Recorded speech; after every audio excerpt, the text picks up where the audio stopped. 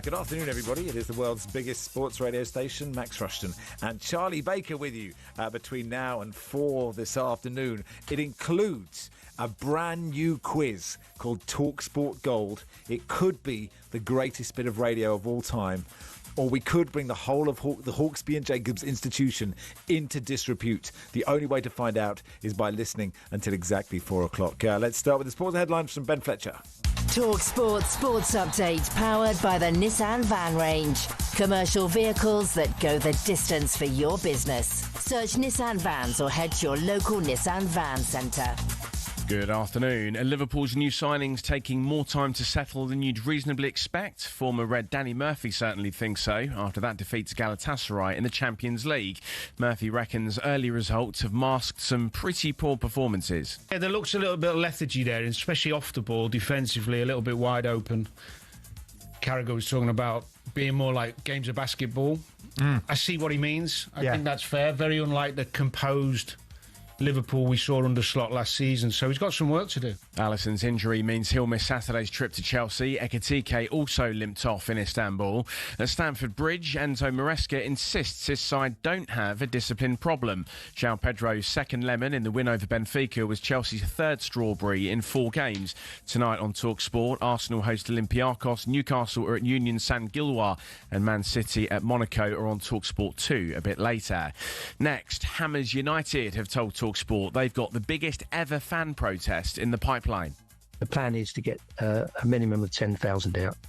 And then by the end of the season, I don't think Sullivan will still be there. But by the end of the season, 20,000. That's Chair Paul Colborne speaking to the talkSPORT Daily podcast. He says the plans just need final police approval.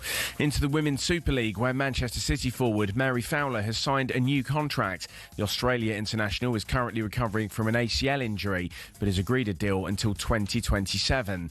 And to Rugby League, where Wigan say their Super League playoff semi-final against Leigh is now in doubt. That's because the Leopards are unhappy with the number of tickets available to their fans. Clubs are required to offer visiting teams 10% of their allocation, something Wigan insist they've done. talkSPORT News. GPs are now required to provide all-day online booking for appointments, but what does it mean for their workloads? And the first storm of the season comes into force on Friday. There's more from Amelia at past. talkSPORT weather with QuickFit. Today it's raining tyres in our centres, including top-notch brands like Pirelli. Visit your local centre or quickfit.com and book today. Cloudy and breezy in the north with heavy rain on the way to western Scotland. Dry elsewhere with some sunny spells.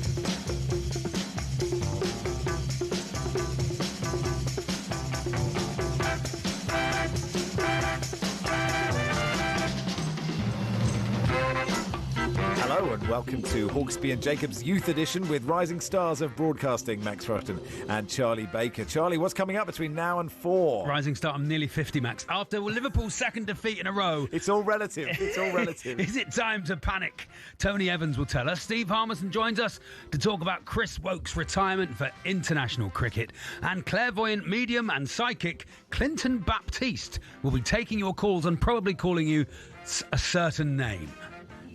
Stephen Corker will tell if his Spurs are resilient or stodgy. Andy Brassel watched every minute of all the other Champions League games, so he'll talk about those. We'll round up the EFL from last night. And Perry Groves will look ahead to Arsenal Olympiacos tonight live on talkSPORT. And we launch a brand new end of the show quiz called talkSPORT Gold, which might be Radio Gold, might be Radio Silver. We don't know, Max. We don't know until it goes out if it's any good. Got to try these things. You have to good try. Afternoon, everyone. Good afternoon, everyone. Good afternoon, Charlie. Afternoon, Max. Ever tried, ever failed? Try again, fail better. That's his... I don't know who said that, but I don't know who said it. If someone can tell me, that'd be really, really good. Is to be completely uncritical of all work. Is whenever any work is finished, you just say thanks everybody to everybody who worked on it. Yeah. That was great, and go home. And you move on. Because otherwise you can get... and listeners may suggest that's why there's been no improvement since I began broadcasting 20 years ago or whatever. But it's a much easier way to live. Because nobody wants a debrief. I used to work at another radio station. Oh, yeah. Charlie. Did you? Show off? A rival station, which we'll call 5 Live. But I'm not going to say which one it is. And the late show, right, finished at 1 a.m, right? There was a 45-minute debrief at 1 a.m. People really meticulously going through each bit of the show, what's worked, what didn't. Well, we might get that here. You never know. It feels unlikely, doesn't it? It feels unlikely. Never happened before. You know, I'm a real team player, Max. You know that? I know that. I'm like a giver. I'm a lover, not a fighter. You win as a team, you lose as a team. Yeah, absolutely. Yeah. I've turned down makeup today. Oh, okay. They offered me makeup because we're on YouTube, we're on LG TV, we're on Samsung TV, we're on all those TV channels, and everyone else wears makeup these days on the channel. That's why they all look so good. Okay. And I thought Max won't be wearing makeup, so I will outshine him today. I thought I don't want to look nicer than Max. Well, so the issue is, as people know that I'm in my shed in Australia, is I actually permanently have a makeup artist in my shed in Australia. I'd say just for makeup, by the way. Yes. I'm a happily married man, for goodness sake. So I am covered in it, head to toe. Head to toe in makeup. In cake mix. What an absolute bonus to have Max and Charlie on a Wednesday daytime. Question: nice. What time is it in Australia from Gaz? It's 10 p.m. Leave it, Gaz. But that's fine. Leave it, Gaz, for goodness sake. Norwegian minnows I saw but a glimpse described as. Yeah, Max, is that different from an English minnow? Do we think a Norwegian minnow? What, in taste-wise? Do they differ? Do they differ if you were trying to find one? We've had some feedback from Denzel, the Chelsea fan. Good morning, Charlie, Denzel. already. Good morning, Denzel. It says, hi, Max and Charlie. Not a fan of you chaps. Do appreciate you announced yourselves and your new quiz right at the beginning of the show, so I know what to expect. It would have been hard not to. Well, I suppose we could have just come on air and not said who we were. Not said anything, But it was going to become apparent eventually. If we just gone, you're listening to Hawksby and Jacobs. Well, they sound a bit odd today. But Denzel says, turning over now. Thanks again. Thanks, Denzel. So very polite. That's fine. We dedicate this show to Denzel, the Chelsea fan. And I don't want to, because we are a team here, I don't want to throw Fletch under the bus. Oh, right. But did he call a red card a strawberry? Because Brycey says, who calls a red card a strawberry? Totally shambolic. I don't know. I don't know if I'd ever heard that. No. Did he say ever heard that phrase? In his before? bulletin I heard there? he called something a strawberry, but I wasn't really concentrating. Are we allowed to do VAR on the news? Is that what we're trying to do there? No, I don't want to get him in trouble. And maybe it is what, this is the youth edition. Maybe that's what the kids call a red card. But not for me, Clive. I'm not saying a strawberry. What, did you get a banana? 2 lemons, it's a 2 lemons banana. equals a strawberry. Possibly. It's no good. I've got a phone-in idea, though. Oh, yeah, good, People go want on. to get in touch. Yes. Text topic or a phone. If it's a really good story, a phone call. We'll see that. You see the headline, Chris Wilder kicks ball at fan. It's not really what happened, is it? Because Chris Wilder, and I was chatting earlier to Barry Glendenning about this, and he made a good point, which was he just saw a ball, like you see the ball in the park and think, I'm going to kick that. I'm going to kick that, yeah, and he's walking off at half-time, and he should never have got sent off. That is, I mean, maybe letter of the law, but come on, ref. But he kicked it right into the face of a fan. And he went over to say, look, I hope you're okay. Yeah. I'm sorry about that. I didn't mean it. And then he came back and got sent off. But I did think we could do, when did you get hit in the crowd? Yeah, lovely. I mean, warm-ups and all that sort of stuff, that always happens, doesn't it? People take one in the chips. Yeah. Yeah, not when did you get hit in the crowd by like a drunk fan. We're not interested in common assault. No. When did you get hit by the ball? Or maybe, Ian Woosnam caught you in the shins with a 3-iron, with the ball, not with a 3-iron. Angry Ian Woosnam hacking people with his golf clubs. You take my point. Lots of listeners will have got hit by the ball. Yeah. In golf. Oh, my brother-in-law has been to Plainmoor to see Torquay United once. and the night he came, the ball hit the guttering on the top of the stand. The guttering came down, knocked his chips out of his hand. He's never, that's good. Never been back.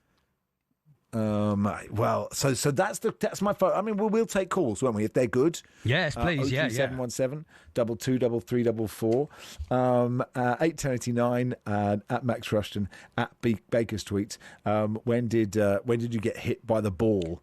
And also, if you want to, calls, Clinton yes. Baptiste. Yeah, Clinton Baptiste coming on. He's a clairvoyant. He's a medium. And he's a psychic. He's not going to give us readings, Max. He's going to give the listeners readings. If they'd like to know how their team is going to get on the rest of the season and how their job's going to go, how their life's going to go, Clinton will give you a reading live on the phone. This is Hi Max and Charlie. Just tuned in for a moment, thought it was Saturday, and now realise I should be back at work. Cheers for ruining Wednesday. Marco says, awesome to have you on a Wednesday afternoon. Where's the go get it? Says Marco. Babies, this Saturday's only the go get it. So yes, if you would like a reading from Clinton Baptiste, 03717 223344. Back in my when I did the overnight show on Radio London, Charlie, as you remember it. He's so far spoken about 2 other radio stations. But carry on, go this for is it. the best one. This is the best one. We're on the best one.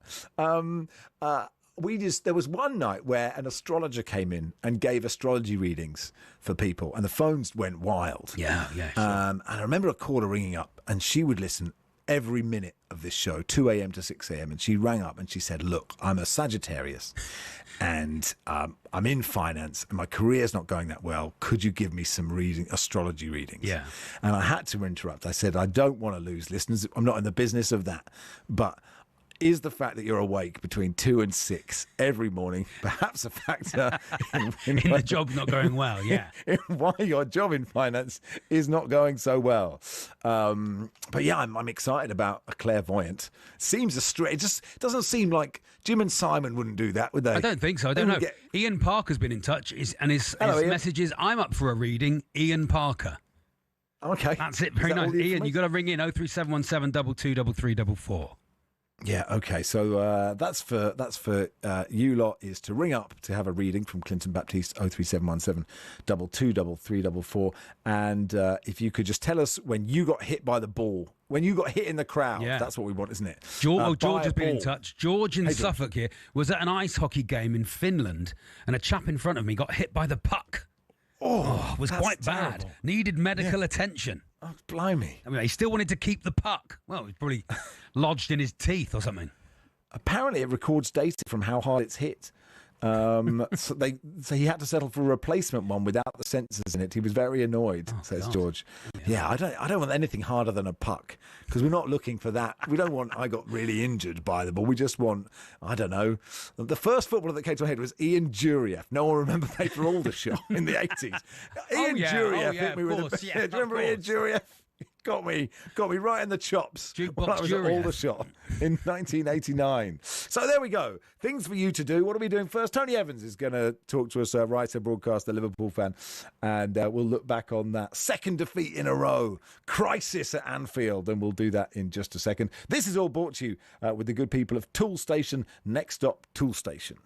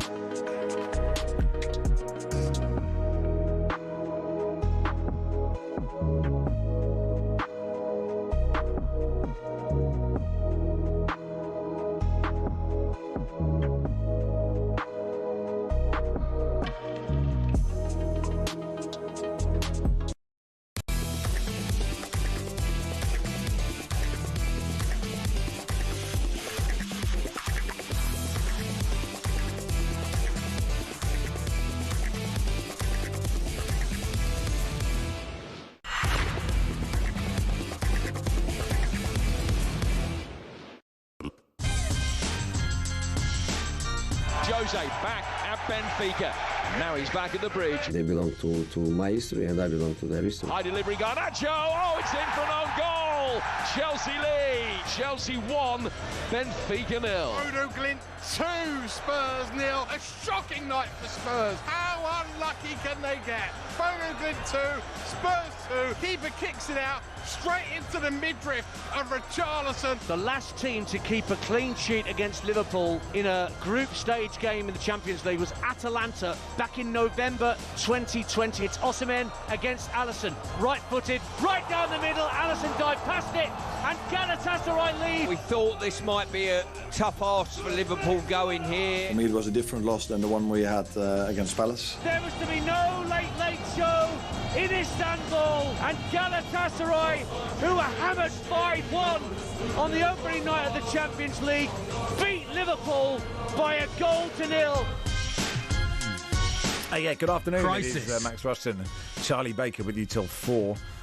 This text says, I once got hit by a stray ball hit by Phil Bardsley in the face for Sunderland. Would have loved his shirt, but this is what all I got was a hand-up apology. Really good. Alex says, mate of mine got hit in the nuts while holding a can of Dr. Pepper at Fratton Park when Portsmouth played Everton.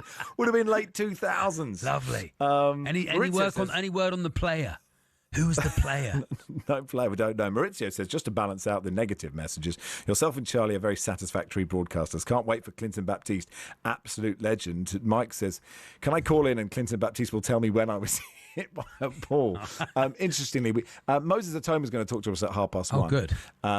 And the important thing for us, Charlie, is not to get him and Clinton Baptiste muddled up. Oh, and right, yeah, sure. Get Moses Atoma to do readings.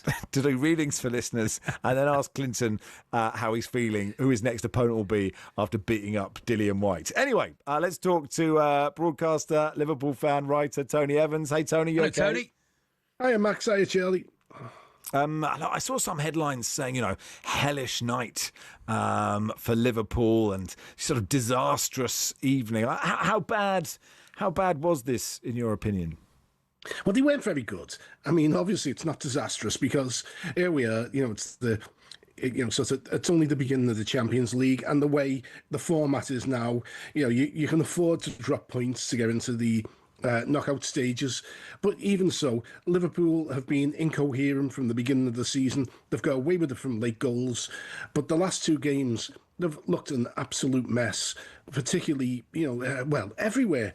But you look at the nightmare Konate's having, and it's and Florian Wirtz. It looks like Slot hasn't worked out yet where his best team is and where his best system is. And frankly, to have Frimpong on the pitch in midfield and Szoboszlai as right back seemed a little perverse to me. Yeah, it did seem odd, that. Is there any worry? I mean, I think it's probably a fitness thing. Is there any worry that at the moment Ekitike looks the better player over Isak? Yeah, I think that's just that's a matter of time, with Isak missing the entire pre-season and coming in and needing to be eased back. I think we know what Isak's like. He's a proven Premier League goal scorer, so I think we're going to see him come good. For me, the bigger issue up front is almost the marginalisation of Mohamed Salah. Yeah, I agree. Who's not getting into the game. It seems that the team's set up to give Wirtz a bigger role, but they're not able to do that, and he's not able to do that, and it's just left Salah. He looks lost.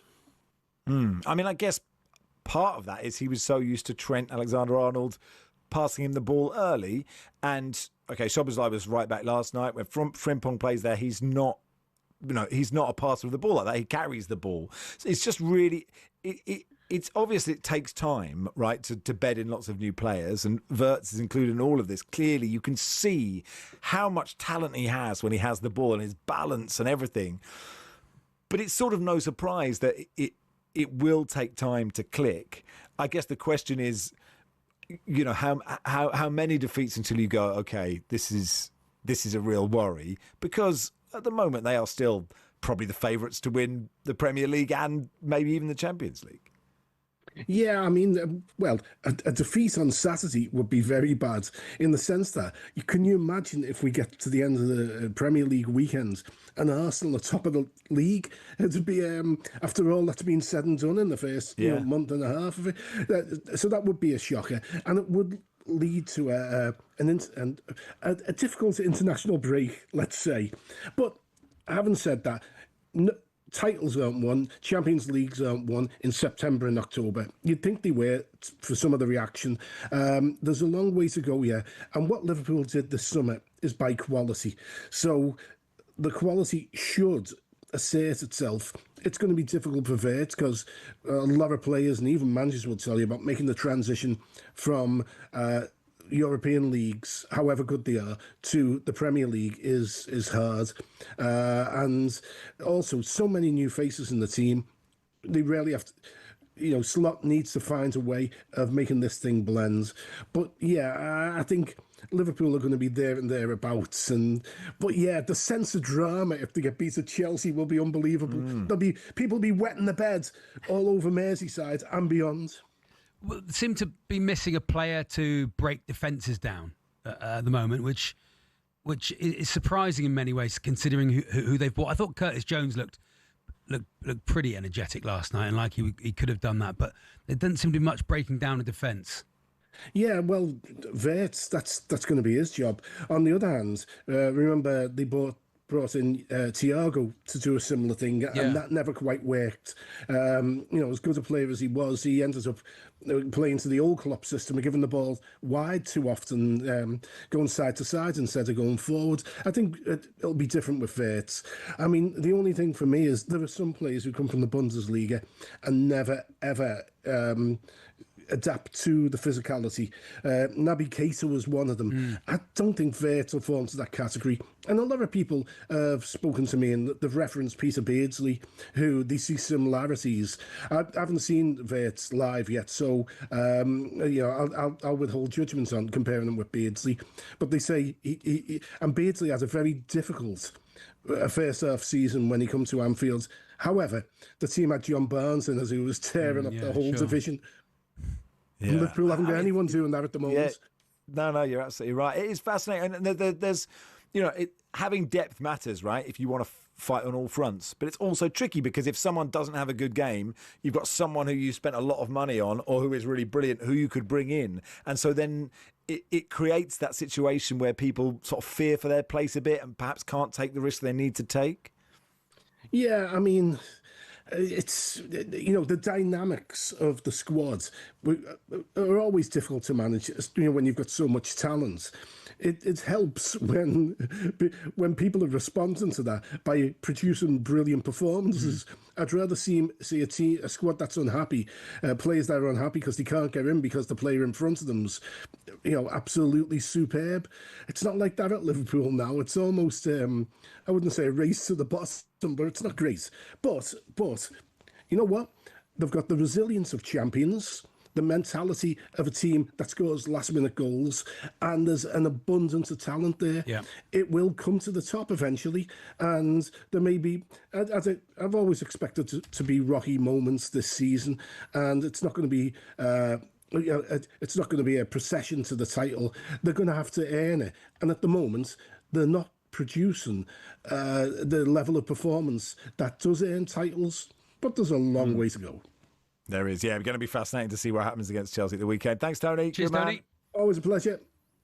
Andrew's been in touch to say, I went to Altrincham FC as a 14-year-old. Oh, yeah. I got hit in the trouser pocket by the match ball. It ignited the box of Bryant and May matches in my pocket. Is that possible? This can't happen. It was 1990, so perfectly acceptable for a 14-year-old to smoke. Those were the days, good old days when kids could smoke. Many years ago, we went as a family to watch our beloved Kidderminster Harriers away at Yeovil.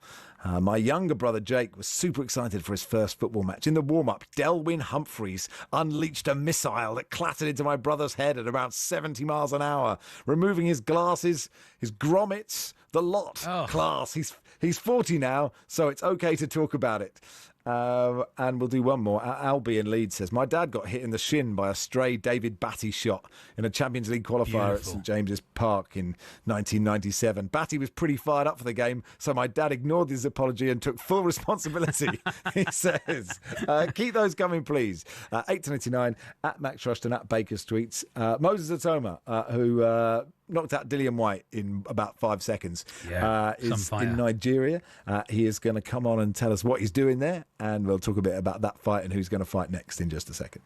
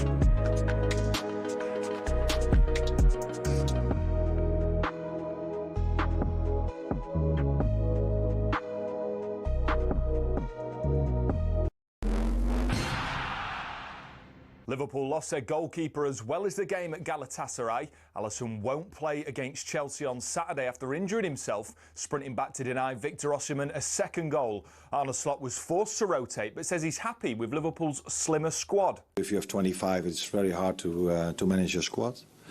But as a result of that, with Hugo, Alex, Connor, McAllister not having the pre-season as a player should have, that also results in the fact that I cannot play them every time. Enzo Maresca enjoyed Chelsea's ugly win to Benfica, but do they have a discipline problem?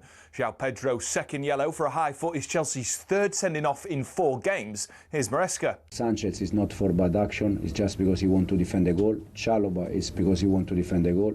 And tonight, I think the second yellow card, Joao not even touch the other player, but the dynamic of the action is dangerous one. Meanwhile, Thomas Frank admits Bodo Glimt were the better side for over an hour before Spurs battled back to 2-2. We kept doing the right thing, we kept moving the ball, kept producing situations from the side, and showed great character to come back into the game, which I'm very, very pleased with. In the Championship, Sheffield United boss Chris Wilder was sent off for booting a ball into one of his own fans as they lost at home to Southampton. Wilder immediately made sure the guy was OK. Assistant Alan Nill said the game was too big for referee Adam Herkzig.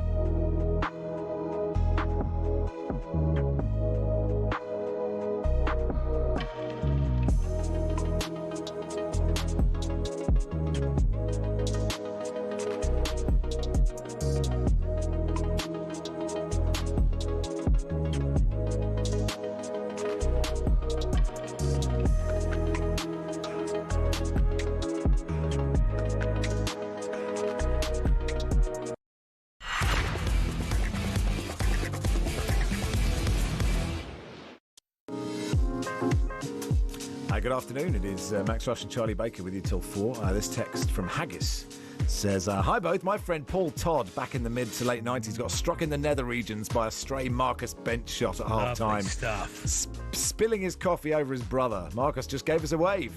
It was extremely funny.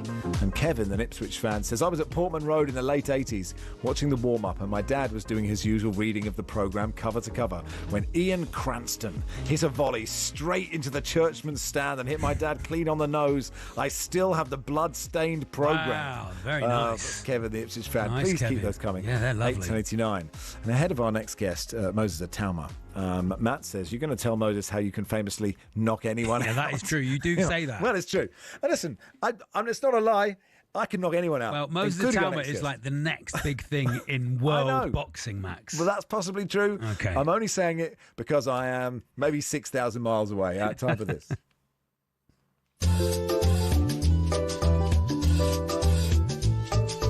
We're just super excited what Africa is about to bring out to the world now. 1st of October now in Nigeria, Lagos. And that's going to be on Independence Day. Sir Marcus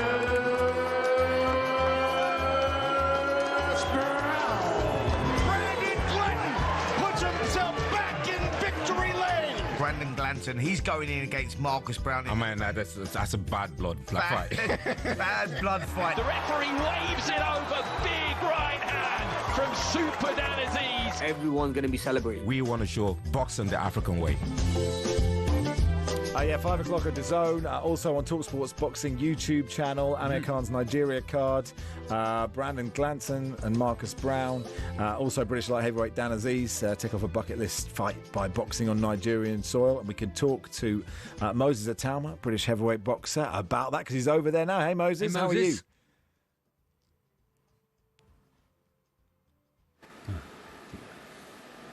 We didn't catch that. I mean, hopefully you're not on mute, Moses. You're on mute. Are you there? Can you hear us?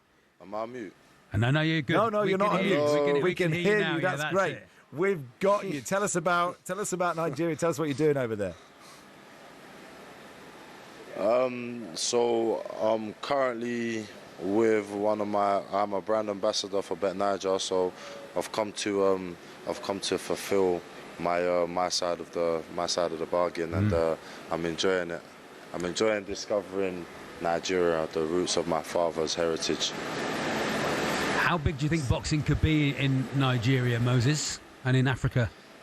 It just can be massive. You know, the people are just like mad positive, and like I think it's hard to ignore the fact that most of the heavyweight fighters like Deontay Wilder, Daniel Dubois, Anthony Joshua, F.A. Jagbar, Richard Riakporhe, Lawrence Okoli, like myself, Joe Joyce, that we're all of our Nigerian heritage. So, I mean, it would be a bit rude to not have a fight here at some point. Yeah. So you would fancy doing that, would you? No, of course. Now, look, we spent a long time trailing the Dillian White fight. You couldn't have let it go on a little bit longer, couldn't you, Moses? Honestly, if I had £1 for every time someone said that to me, I would be a millionaire by now. The thing is, like, I was just as annoyed as you lot was when it went one round, because I was in camp for like 14 weeks. Like, I don't want to be in camp for 14 weeks, killing myself on a treadmill, running endlessly just to go one round. Like, it's not really it's not my fault. Sorry, guys. Yeah, No, it's interesting. Sorry, Charles, because it's interesting though to think, like, what is when you go in? Clearly, you obviously want to win. You want to win by knockout. Do you actually care? Like, is it just get in, get it done? That's great. Or would you rather like be involved in like a classic fight that goes the distance? I mean, no, I don't think anybody wants to go, or anyone wants to be in a fight where it goes the distance, but at least a couple of rounds before it actually would have stopped, because you want to see that like your training wasn't for nothing. Yeah. But at the same time, it's a little bit annoying. Yeah, the momentum is with you. You don't get paid for overtime in boxing, do you? Yeah, well, exactly. You want to get them out there, don't you? The momentum's with you at the moment, Moses. Your career's only going one way. Haven't come up against an opponent that you seem to fear or seem to be able to match you. How far are you away from some big fights, some really big fights? I don't think I'm that far away, but I don't think that's a question you should ask me because I'm just a fighter. I just get in the ring and punch. I'm not really involved with, I just say the final call, to be honest. The rest of that stuff is kind of down to my team. Sure. That's interesting. So you wouldn't set out a plan to say, look, I want to fight him, then him, then him, then him. They just come to you and say, what are you doing on December the 10th? This is the guy we want you to punch. Do you know what? It's like I woke up this morning, done my daily routine, whatnot, and then on the way to the meeting, I opened up Instagram. I just saw so many posts of me that I turned down the fight with F.A. Jagba. And I was like, I had a meeting with Queensbury not so long ago, and they gave me 3 names, and none of them was F.A. Jagba. So I was just like, it's not really something that I'm too heavily involved in. I just get the opponents. We're working on it. We got 3 names. I'm not going to disclose them just yet. And it's a choice of the 3 names. And yeah, that's probably as much influence that I have on the guys I fight that I got to this date. I can't just call out randomly people and just expect to fight them because I'm a 20-year-old guy, and I'm a 20-year-old guy with a lot of talent, but I haven't got a backing or following like Anthony Joshua or Tyson Fury. So I don't think I can pull as much strings as people think. Yeah, a lot of rumours circulating. I know you don't want to say the names. A lot of rumours going around that your next fight will be David Adelaide. Any truth in that, Moses? Just blink if it's no. I mean, it could be. Yeah. But he isn't someone that I was looking at. Sure. You talk about Instagram there. How important is that now in building your followers and building your brand? How important is the socials to you? It's important, but I'm getting tired of it, to be honest. I was thinking as I was coming out here to just switch that Instagram stuff off. Yeah. It's just it's a lot of opinions that I've got to listen to, and I don't feel like it does me any favors listening to them. So I would like to switch it off, but I think I'm in that trap. I think Instagram got me. It's very difficult to stop scrolling, Moses. But look, thanks. We've got to let you go because you have other obligations to do. But thank you for your time. It's about other things. Thanks, Moses. Thank you very much. You're okay, Moses. You take care. Moses the Talma there, British heavyweight boxer. Did you get his next fight out there, Charlie? I tried to get in there. I tried to get in the news with the sports news with the headlines. Did you? To say that he's going to fight him. So we get on Jim and Simon's show tomorrow. Well, what did he say? He said it might be. Do you want to role play that? Do you want to role play it? No. Joining us, Charlie Baker, who I wouldn't be got an exclusive. All right, sensational exclusive with Charlie, where he spoke to Moses the Talma. Moses said, I'm not going to tell you who I'm going to fight. And Charlie said, are you going to fight this guy? And he went, I'm not going to tell you who I'm going to fight. He did say, I'm not telling you. I'm not telling you who it is. And you went, go on, tell us. Please with a big delay. And a big delay. And then you went, go on. He went, no. He went, all right then. Sad. Anyway, there was Moses the Talma. 5 p.m. talkSPORT's boxing YouTube channel. You can watch Amir Khan's Nigeria card featuring all those fights, including Brandon Glanton against Marcus Brown. So enjoy that if it is your cup of tea. Clinton Baptiste, of course, we go from, like any other show, we go from one of the up-and-coming rising stars of the heavyweight boxing to clairvoyant, medium and psychic Clinton Baptiste. If you would like a reading, 03717 223344. Clinton Baptiste will give it to you in just a second.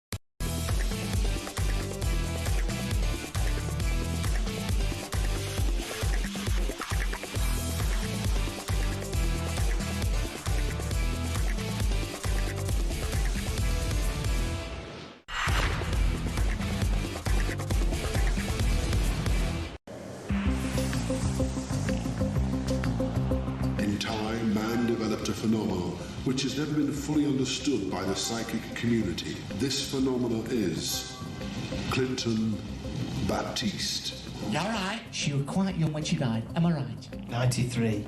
Yeah, but she was young in herself, though. She was young at heart. I'm feeling it very strongly over here. This is your partner, correct? Now, I think there's something you want to tell her, am I right? Something you wanted to get off your chest. You may be a bit ashamed of. But don't you think you should tell her, John, before you both get hurt? Nothing, there's nothing. You gotta be cruel to be kind. Hey, don't shoot the messenger. I'm only telling you what the spirits are telling me. You are listening to Max Rushden Charlie Baker on talkSPORT, joining us in the studio ahead of his brand new UK tour called Spectral Intercourse, kicking off in February. It's Clinton Baptiste. Welcome to the show, Clinton. Hi, Clinton. Namaste, Wakanakatahu, Shanama Shakatak. Thank you for having me in again.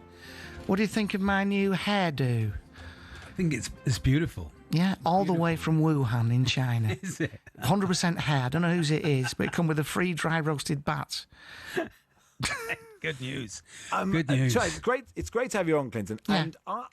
And I'm surprised to the sort of the clairvoyant world always seemed to me as a kind of an 80s, perhaps early 90s thing. So the fact that you're still doing it in 2025 is a testament to your abilities, I would say. Well, I would say so. I'm very, very popular, and I've sort of gone up in the world. I'm, thanks to you, Crossmar Nodderman, playing the Palladium.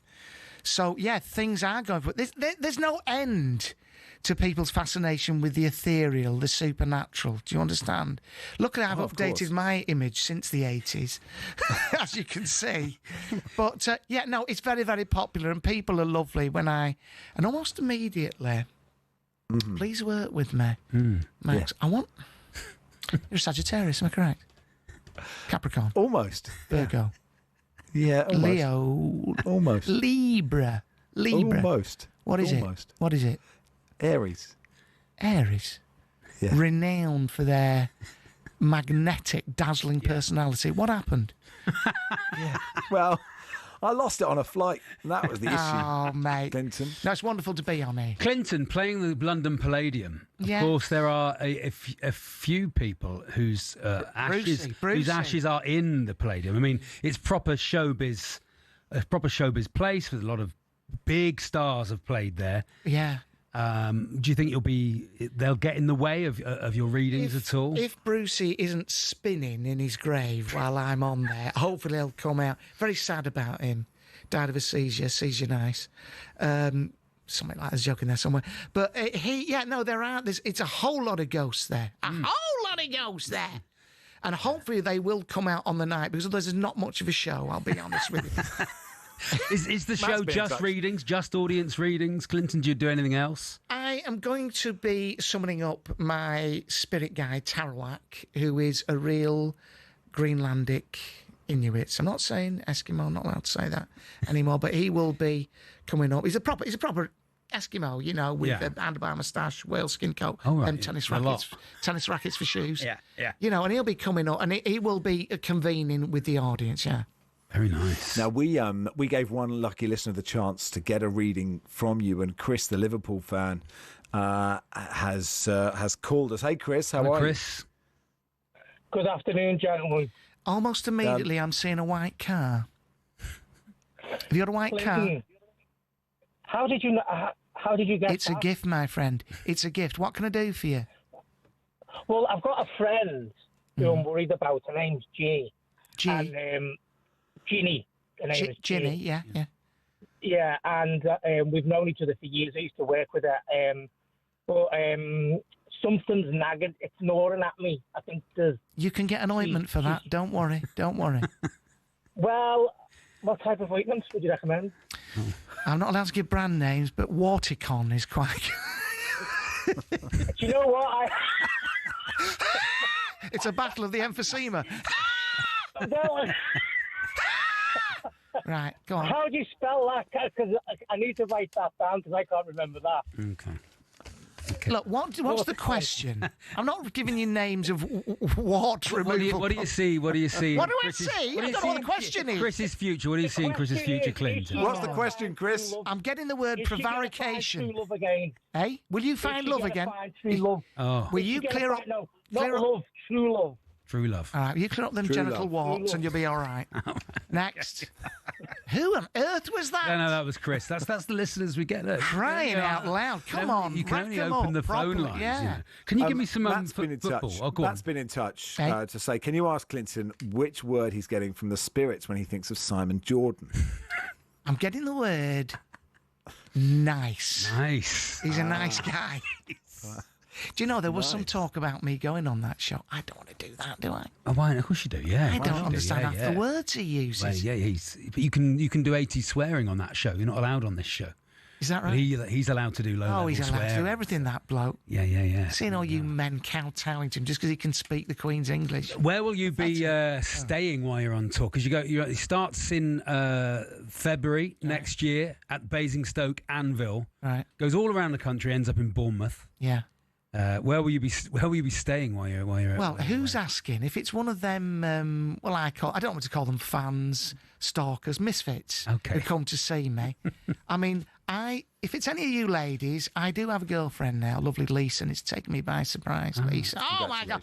It's funny because she's into the ethereal as well. Okay. And it's one of those things that remind you of, songs, Walking on the Moon by The Police, because she's really into astrology. Oh, lovely. And Stars by Simply Red, because she looks like Mick Hucknall. But if it's a lady, if it's the sort of lady... Yeah, a lady, yeah. Some of them... I mean, I had a woman come to me last week. She was gushing. Get something for that as well. Right.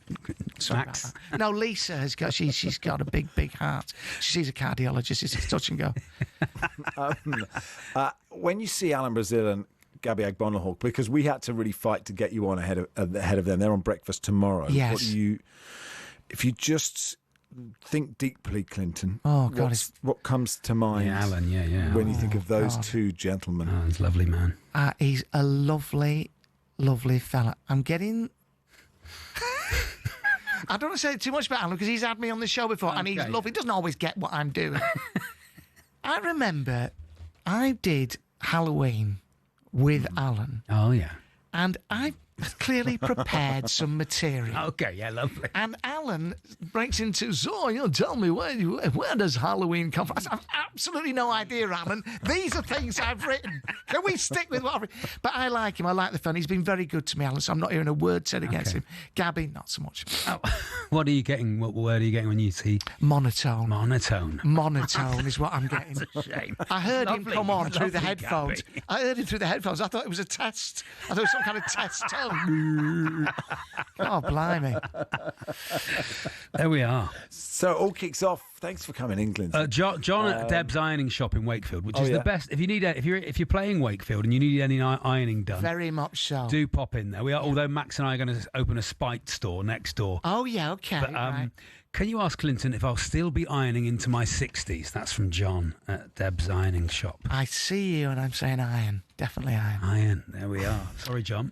John, good luck to you, and I hope to see you on my... Is it Wakefield? Wakefield, yeah. Do you know what? Where, You've been to Wakefield. They are drinking during the day. Seriously, have you ever been there? On a Saturday, I was doing my show in the evening. Oh, yeah. Boozing from 11 o'clock. Oh, that's nice. They get in there, they're kicking off. Well, they can't do their own ironing. They can't listen to a show either. Too off the face. Salford, I'd suggest, is closest one to Wakefield. If you want to come see me in Salford, I am playing the big venue. I am playing the Lowry Big Room. Someone's doing all right. Someone's doing all right. Yeah. Please come and see it. You will enjoy it, you know. You don't have to be into the esoteric and the ethereal. There's a lot of smutty jokes in it as well. You surprise me. Yeah, I know it's hard to believe. Starts February 26. February 2026. I don't know the exact date. 13th. Friday the 13th. Wow. Yeah, it's nice to be prepared. Nicely planned. Friday the 13th. And the 26th is, of course, when I'm playing the London Palladium, but that's nearly sold out. Nearly sold out. There we are. You won't get there. Yeah. And a friend of yours, Barry from Watford, has a podcast with talkSPORT, doesn't he? He did, and they asked him to do a second series, but he's ever so busy. Oh, he's too busy. I'm channeling him now, and it's that's him. God, that's really good. That's a good impression. It's good, isn't a it? good It's better Barry. than your Alan Brazil. And he's still alive. He's still alive. Thanks for coming in, Clinton. Good luck on the tour. Thank you. Namaste. Fading now. Fading now.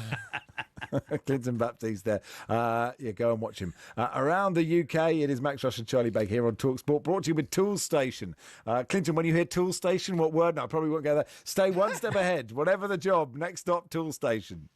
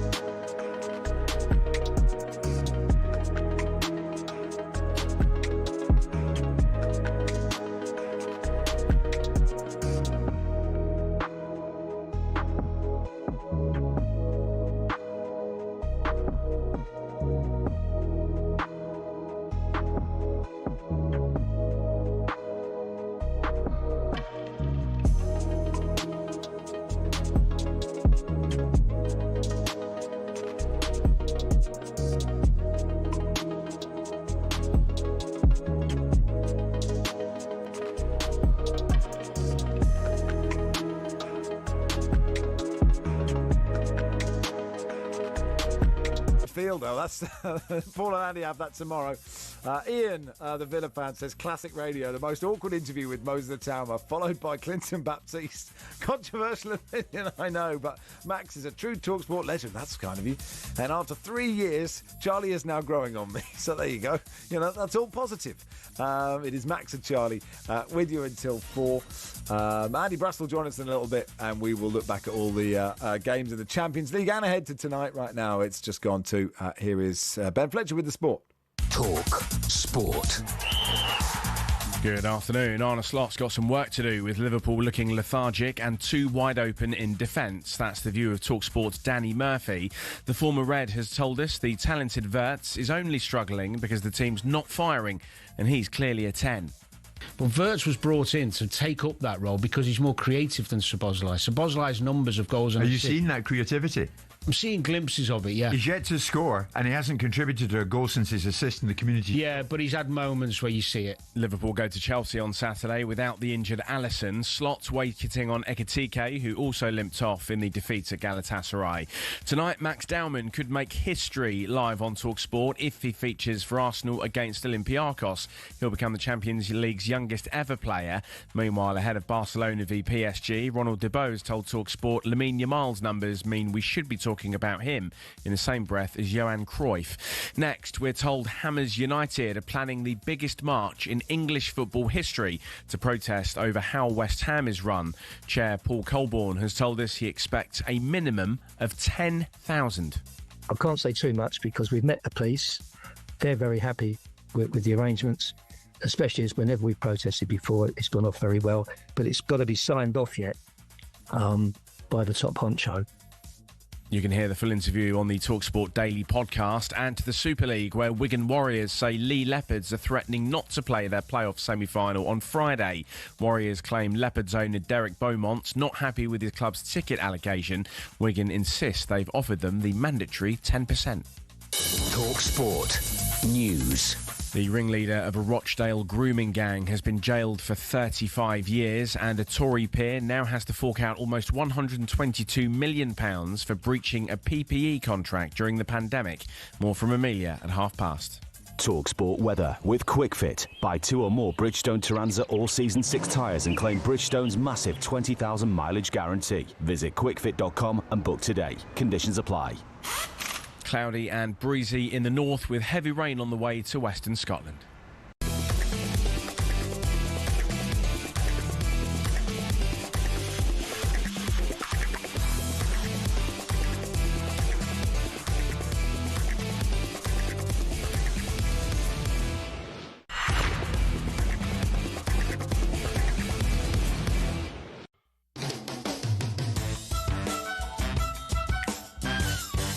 Some slight disappointment, Charlie, that we didn't have Moses Atama and Clinton Baptiste on at the same time.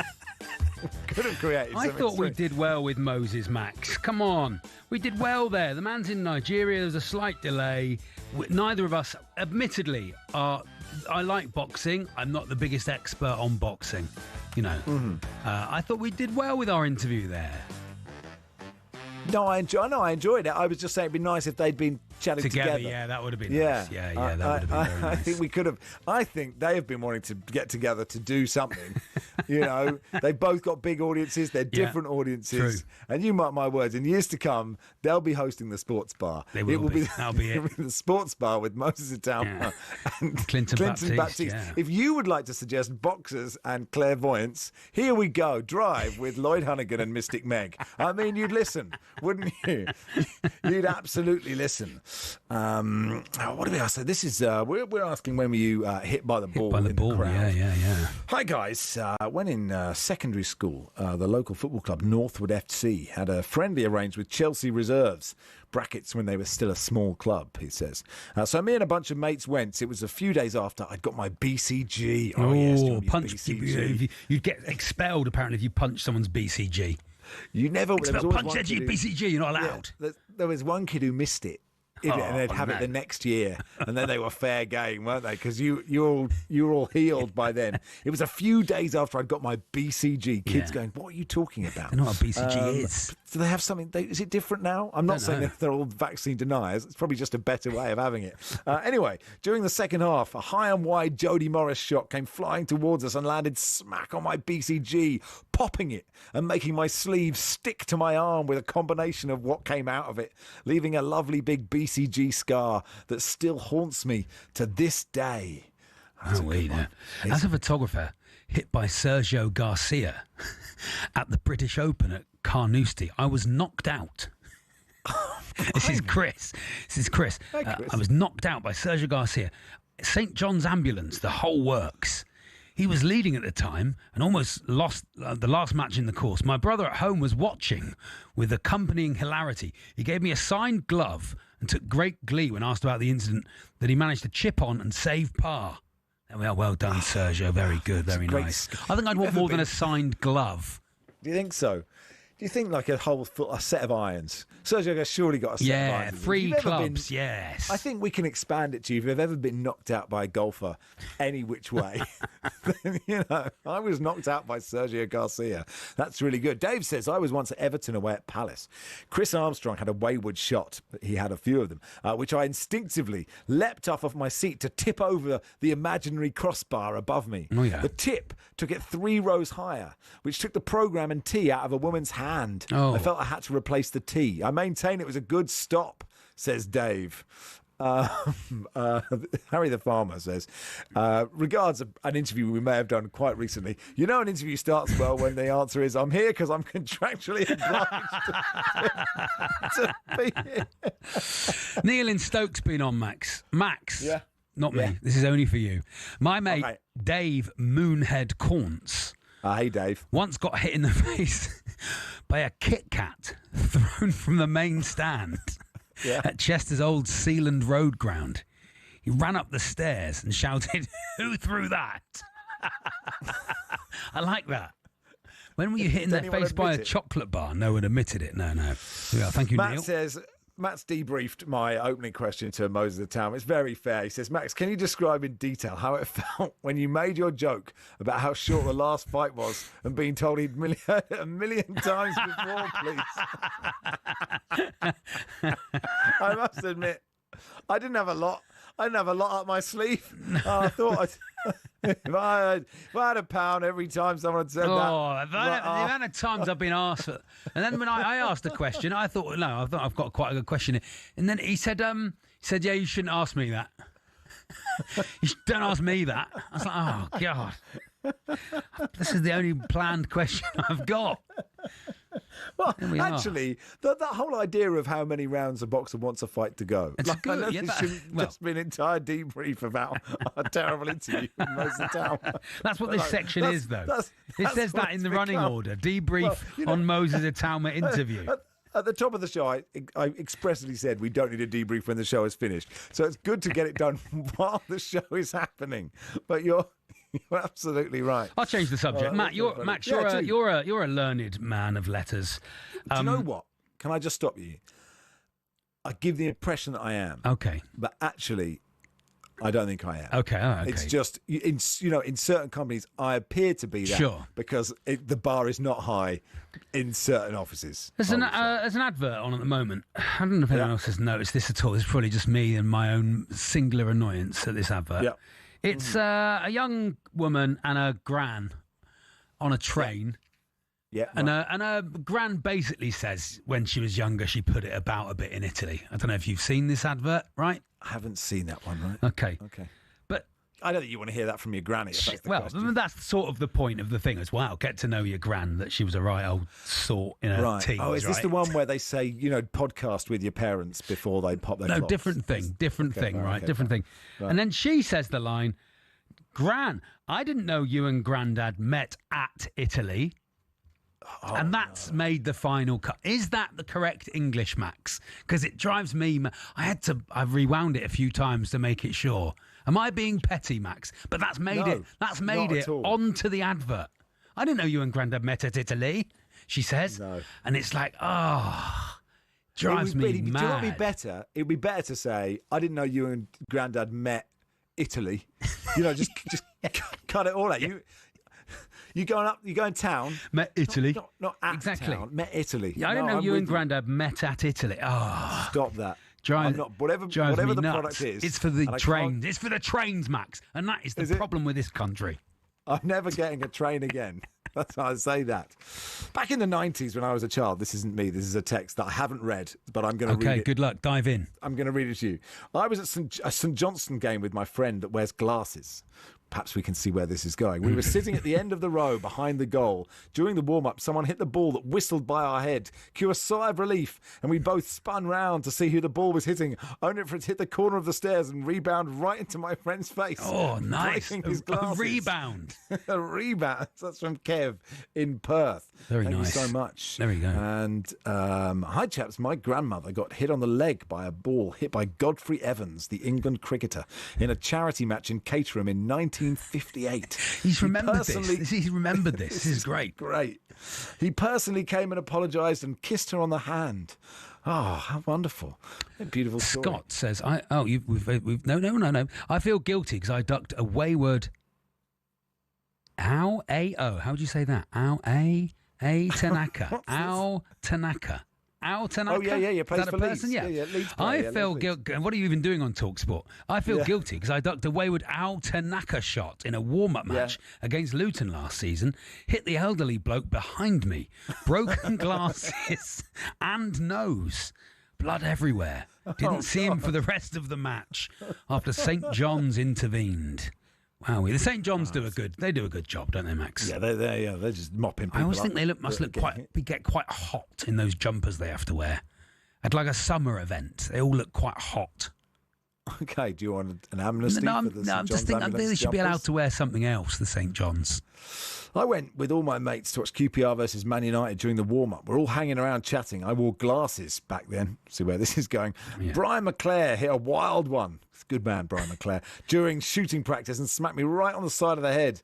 My glasses went flying and my mates fell about laughing. I thought I'd kicked off and went looking to hit someone back for the rest of the game. My mates gave me a running commentary. Anyway. The dream is, of course, the ball comes in the away end or wherever you're standing and you header it back. Yeah, that is the dream. If anyone's ever done that, we'd like to hear from you on that as well. No, I think it's a different phone. Okay. Yeah. Sorry. Different. We'll do that next week. You can't do it. Did you header the ball back? That is not this week. Are you on tomorrow with Paul? I am on tomorrow with Paul. Yeah. Well, We're going to do it with Paul. He won't let me. Will he not? Do you reckon he might let me? He might let me. Okay. He might let me. I like that idea. You come and say, please, Mr. Hawks, please, could we do this? We won't be doing that. Andy Brassel joins us in just a second. There are lots of goss. So many goals yesterday. So we will talk about them. Jose was there as well, and more interesting than the Chelsea game. But Harry Kane got a couple. Atleti scored loads. Marseille scored loads, and he'll talk about all of those in just a second. It's Rushden on Baker. On Baker. Whole other thing. Don't Google that. It's a different. Please show. don't put that into AI images. talkSPORT. In partnership with Toolstation, ready to help at over 580 stations. Next stop, Toolstation.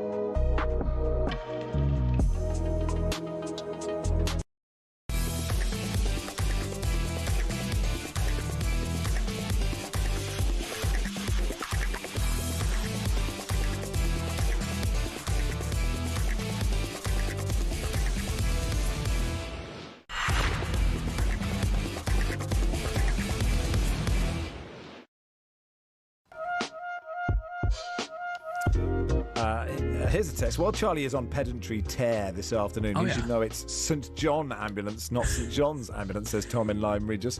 Another text says, hi Charlie, the train is meant to be travelling through Europe, and so at Italy is meant to refer to one of the stops, so grammatically correct in this context. Yeah, but it's not the time they're on the train at the moment. It's the time she met at it when she was putting it about Europe about 50 years earlier. I'm with you. Anyway, let's talk to Andy Brassel, who was at Stamford Bridge last night to watch Jose Mourinho's return. He's been back before, but talking about putting it about Europe. Anyway, let's hear what Jose said after the game. Yeah, but I don't feed myself with these memories. I feed myself with victories and results. Of course, I thank them. I did it on the pitch. Of course, I was focused on the game, but you have always a little bit of the sound. And of course, I thank them. You know, I live around, and when I am in London, I meet them every day on the street. I know that is going to be a relation forever. Hopefully, I come back here in 20 years with my grandkids, and they belong to my history, and I belong to their history.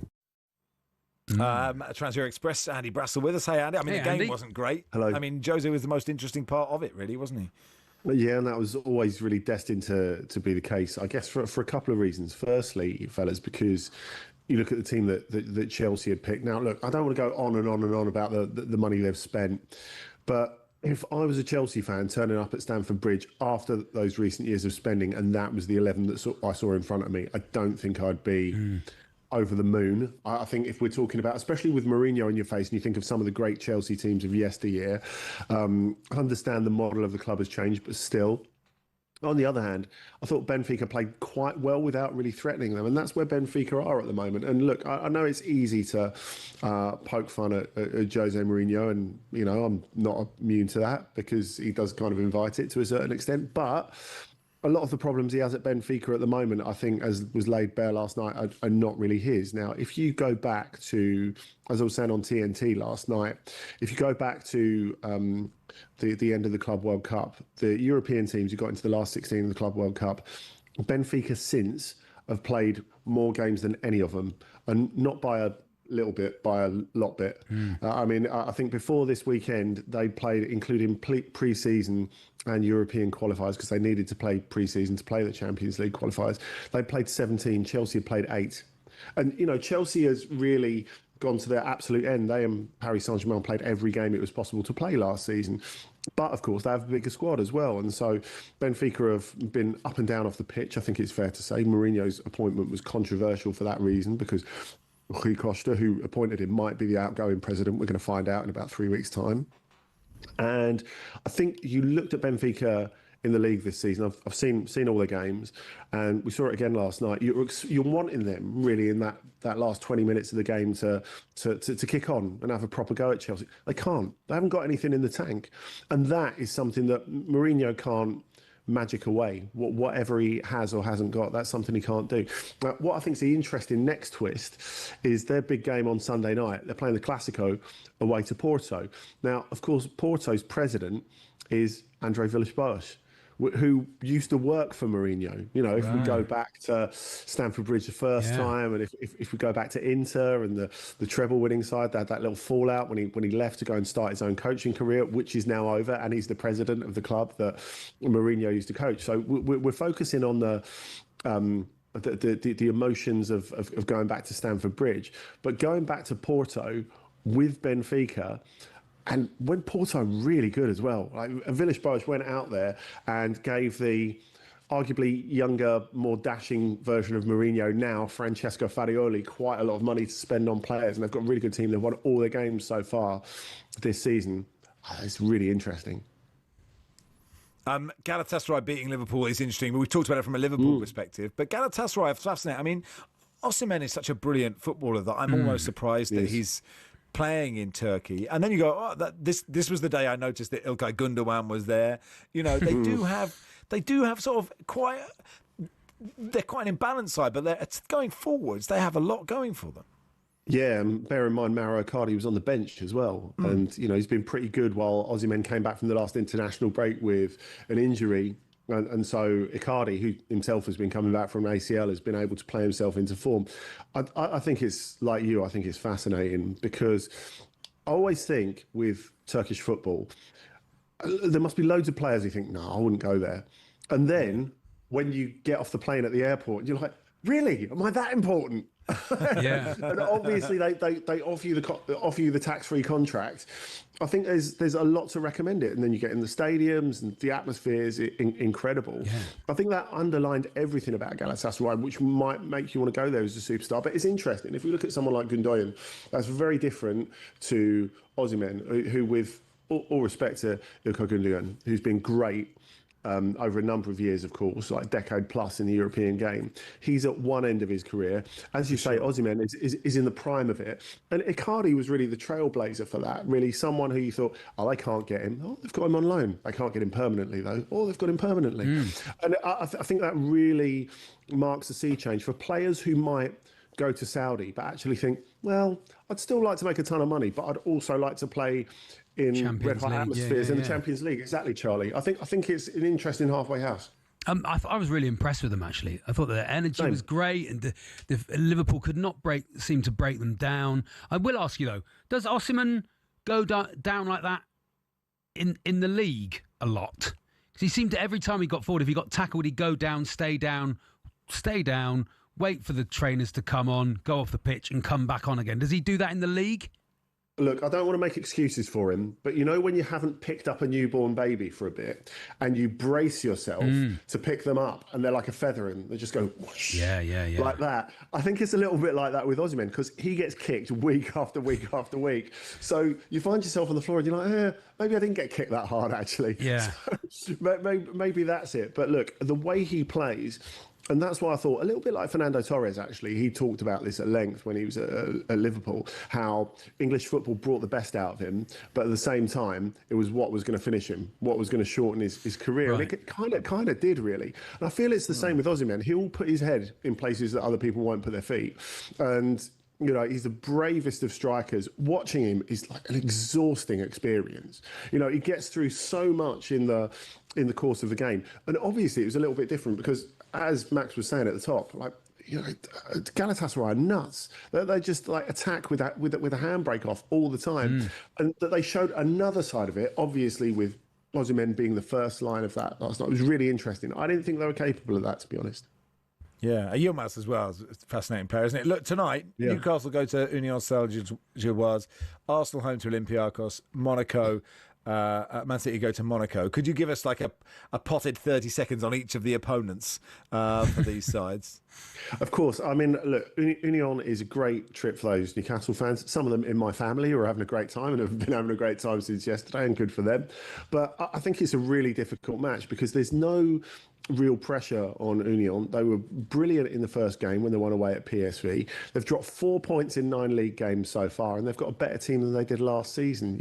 What they've built over the last 4 years is spectacular. Anything they get from tonight is a bonus, and there's real impetus on Newcastle to win this, even though it's not at the Joseph Marion, which is their normal stadium, because it's 9,000 all overgrown and terraces, so they can't play UEFA games there. They've got to play at Anderlecht.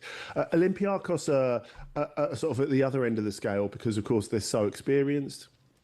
You think of players like Podence, Mehdi Taremi's just gone there as well, and they've had the same coach for over a year and a half, which is shocking to me. Obviously, he's the first guy to win a European trophy for a Greek club, Mendilibar, who did the same for Sevilla. So I think they're an interesting barrier for Arsenal, though I would expect Arsenal to go through them. I'm really interested to see Manchester City in an away Europe context, though, because they've been very unpredictable so far. But then again, Monaco are kind of exactly the same, and their coach Adi Hütter is under a lot of pressure. They went and got absolutely hammered at Lorient at the weekend, and they played very poorly. And they got smashed in the first game against Club Brugge, who were pretty good in the first half against Atalanta. So look, there's a lot of pressure on Monaco to go and do something here. Even if by their standards, it's never like a red-hot cradle of football passion, but they're having works done, so the stadium's a little bit smaller at the moment. So it'd be even less so. So I think City have got an opportunity to feed on their anxiety. Lovely stuff, Andy. Thanks, Andy. for Can we coming just on. see your As always, coat? nice Can you to see stand up, Andy, so we can see your nice coat? Yeah. You've got a nice coat. Andy's wearing a nice coat. Oh, look at his nice coat. Look at that. Talkie colours as well.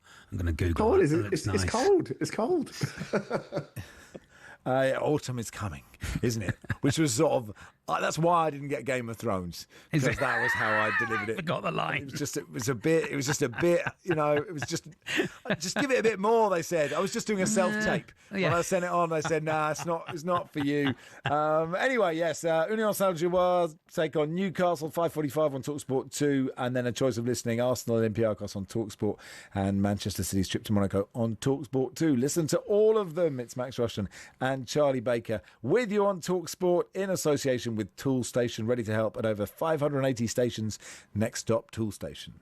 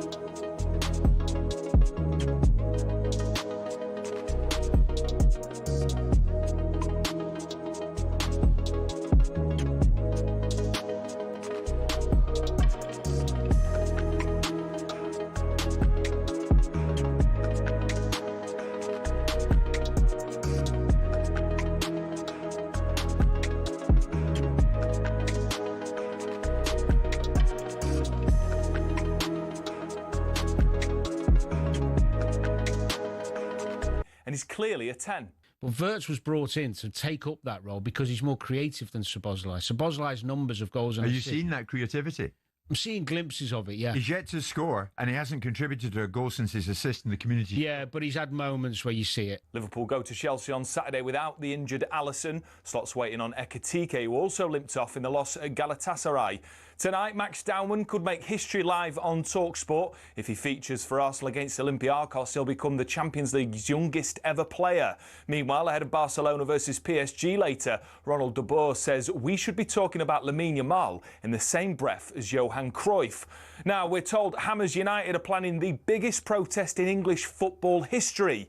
Chair Paul Colburns told us he expects a minimum of 10,000 to call for Chairman David Sullivan to go. I can't say too much because we've met the police.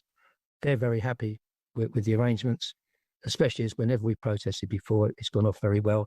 But it's got to be signed off yet by the top honcho. You can hear the full interview on the talkSPORT Daily podcast. And Wigan Warriors say Lee Leopards are threatening not to play their Super League playoff semi-final on Friday. Warriors claim Leopards owner Derek Beaumont's not happy with his club's ticket allocation. Wigan insist they've offered them the mandatory 10% of seats.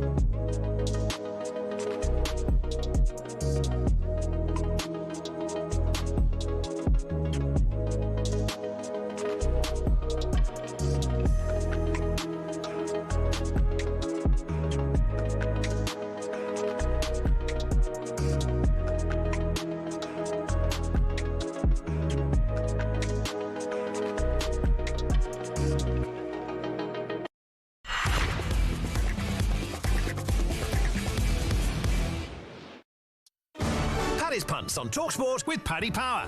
With Paddy's Super Sub, your new bet rolls over to the new player coming on. T's and C's and exclusions apply. 18 plus, begambleaware.org.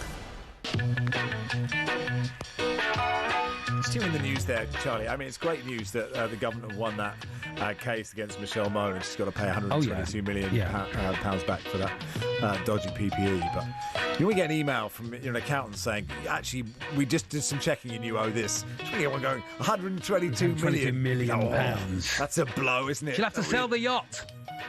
Possible. Let's do a crowdfunder. Get another one. Stop the yacht. Anyway, time now for Paddy's Challenge, our quiz for charity in association with our friends and official betting partner Paddy Power. In Paddy's Challenge, we put our knowledge to the wonderful world of sport to the test with the chance of raising lots of cash for our nominated charities. I'm playing for Sporting Memories Network. Charlie, you are raising funds for the Rowcroft Hospice, a South Devon charity delivering end-of-life care and support to over 2,000 patients and their loved ones each year. Here to manage proceedings is guest quizmaster Ben Fletcher. Hey, Fletch. Hey, Fletch. Very good afternoon, gents. In Paddy's Challenge, you know the drill. You'll each be asked 3 multiple-choice questions posed by the voice of Paddy Power, Alistair McGowan. The winner is the player that scores the most points. In the event of a tie, you'll both win the chance to raise some cash for your charities. Paul Hawksby won last week. He backed Bukayo Saka to score or assist in the Gunners' EFL Cup tie with Port Vale. On the night, the goals came from Eze and Trossard in a 2-0 win for the Gunners, so no win on that occasion. But let's see if we can raise some more cash for your charities. A change of presenters on a Wednesday, but the outdated procedures are still the same. The virtual coin toss has taken place off air, and it has determined that Max will be going first on this occasion. Okay. So if the highly paid technical department are ready with question 1 and attention bed, Max, here comes your first question. Right. Arsenal came back to beat Newcastle 2-1 last weekend, having trailed at half-time in the Premier League for the first time in 940 days. The last time Mikel Arteta's side climbed off the canvas like this was on March the 4th in 2023, when they came back to beat which South Coast team 3-2? A. Brighton, B. Southampton, or C. Bournemouth? That's not an easy one, is it? Easy, is it? He's struggling, visibly struggling. 940 days, 3 years ago. How am I meant to remember an Arsenal comeback 3 years ago? But I will say, and it's got to be a team that would have been ahead, so I'm writing off Southampton. I'll go Bournemouth. Good one. Is the correct Well answer. worked out, Max. Arsenal's win over Newcastle also snapped a 5-game streak in which they failed to win, having conceded the first goal in a Premier League fixture. So 1-0 to Max. Charlie, pressure's on you firmly. Here comes question one. Okay, yeah. Team Europe won the Ryder Cup after a breathtaking final day at Bethpage Black. The last time Team Europe won on US soil was the Miracle at Medina, which happened in which year? A. 2012, B. 2010, or C. 2008? Ooh. I thought I knew it, and then Oh, it was so good, wasn't it? it was so good. When Mickelson missed that long chip and then Rose. I've been to 3 Ryder Cups. I should know this. Oh, all right. Someone's doing okay. What were the years? It was again? 2012, 2010, or 2008. I think 2012 was. Is that your final answer? Celtic Manor. I'm going to say 2010. It's It was 2012. I thought that's the one you were going to go with. Team Europe hadn't successfully retained the Ryder Cup since victory at Glen Eagles in 2014. I went to that one as well. How about that? So, Max, it's advantage you at the moment. Get this one right and things will be looking very rosy for you indeed. Here comes question 2. Harry Kane looks to be on course to break Robert Lewandowski's Bundesliga record for most goals in a season. The record stands at 41. But at Kane's current rate of scoring, the former Tottenham striker would hit 42 goals on match day 22 during the 34-game season. In which season did Lewandowski set the current record? A. 2019-20, B. 2020-21, or C. 2021-22? B. Is the correct answer. 2020-21. Yeah, Kane had a go at the record in his first season, ultimately fell short despite a career-best 36-goal league campaign, 44 overall in all competitions. So, Charlie... It was the old Levin Goldski, wasn't it? Yeah, absolutely, Goldski. So the stakes are quite simple, Charlie. Get this right or you're out. And Max takes home the cash. Is this, Charlie, a sort of quiz that you get, uppity about, like the birthday spread last week, or do you take this one? I don't get uppity. I just like to be good at things, and if I'm not good at it, I like to just write it off completely and don't let anyone else enjoy it. We're talking in the FA Cup draw, by the way, on Monday. We're not in it, no. Why was that? Thank you, Ben. Can you just get on with the quiz? A conversation we can have later on, maybe. Thank you very much. Charlie, here comes your second question. Yeah. Mark Selby left snooker fans and his opponent, Mark Williams, baffled after a bizarre series of blunders in his quarter-final at the British Open. During the third frame, Selby stunned viewers as he took how many attempts to hit the cue ball against the red? A. 10, B. 8, or C. 7? Not a clue. I'm plucking a number out of the sky. Yeah, this is guess a number, Charlie. Guess a number. And I'm going to go with... Look, we've tried worse quizzes. Let's be real. I'm going to go with 10. Yeah. Well done. Unlike Torquay's Cup hopes, Charlie Baker is still alive. Things went from bad to worse for Selby. In the following frame, he attempted to pot the black ball to win the frame, only to pot the cue ball instead and lose it. We've all done it, as former colleague Darren Goff would have said. Max, an opportunity to win outright. Here's your third and final question. Who has just been announced as the halftime entertainment for Super Bowl 60 from Levi's Stadium, home of the San Francisco 49ers in Santa Clara, California, on February the 8th, 2026? A. Bad Bunny, B. Taylor Swift, or C. Jay-Z? Oh, so Taylor Swift, it's possible, isn't it? Because of, her fiancé. I don't think it's... I've not heard of A, so I'm going A. Bad Bunny. Good one. It's a bad question. It's a badly written question because the other two are very famous. Yeah. And so why would they put one that you've not heard in, not everybody knows in, unless that was the answer? It's a very badly written question. But Charlie, not letting it get to you. Bad Bunny, not the sort of thing you want cropping up in your internet history, by the way. The Grammy Award-winning rapper and singer-songwriter, delighted to be the first Puerto Rican-born artist to headline the Super Bowl, but no doubt Swifties who are hoping to see Tay-Tay perform on the grandest stage of all will be disappointed. Charlie, you have lost, but in the interest of #ForceFun, we will do your third and final question. Okay. So for the purpose of Forced Fun, here it is. Quarterback Aaron Rodgers led the Pittsburgh Steelers to victory over the Minnesota Vikings in the first NFL regular season game to be held in Ireland last weekend. How many touchdowns did Rodgers score in the narrow 24-21 win? A. 1, B. 2, or C. 3? 2. I'm afraid the correct answer was 1. Rodgers completed 18 of 22 passes for 200 yards, along with 1 touchdown for Pittsburgh. So it's congratulations to you, Max. Very, very easy. Max had football questions. Can I just say... And celebrity questions. I had snooker and American football.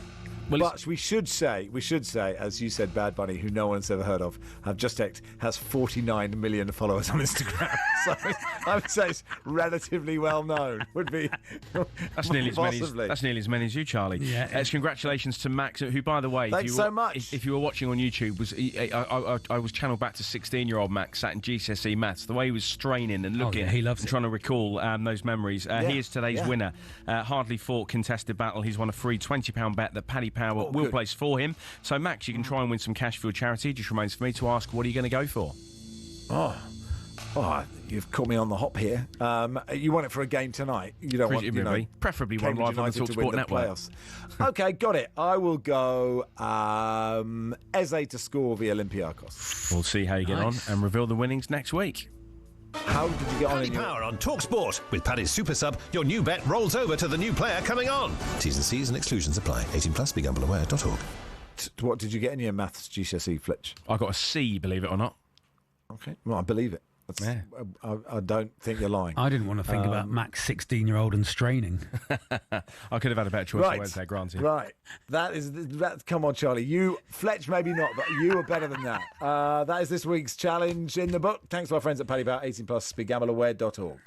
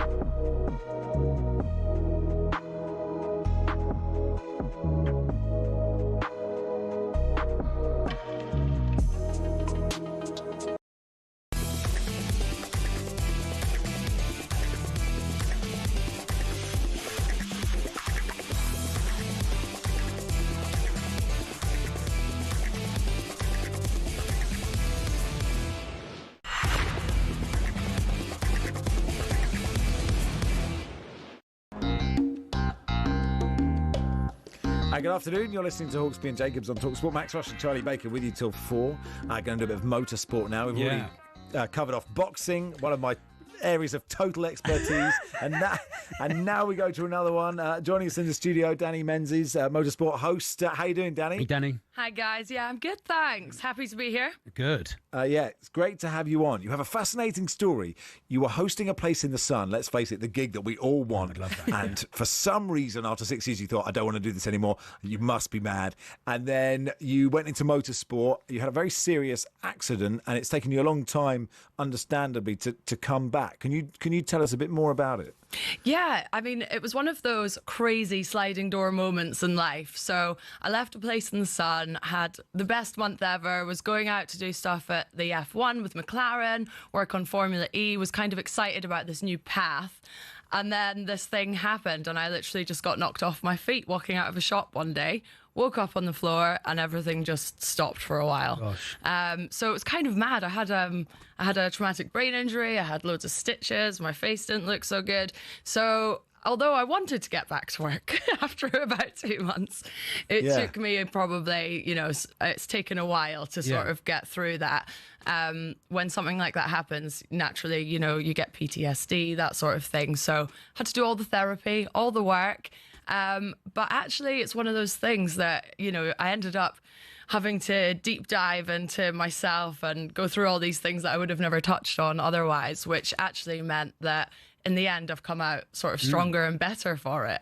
A learning moment. You were hit by a moped, is that right? Yeah. So someone tried to steal a moped that was at the side of the street. The driver had left the keys in it, popped into the shop.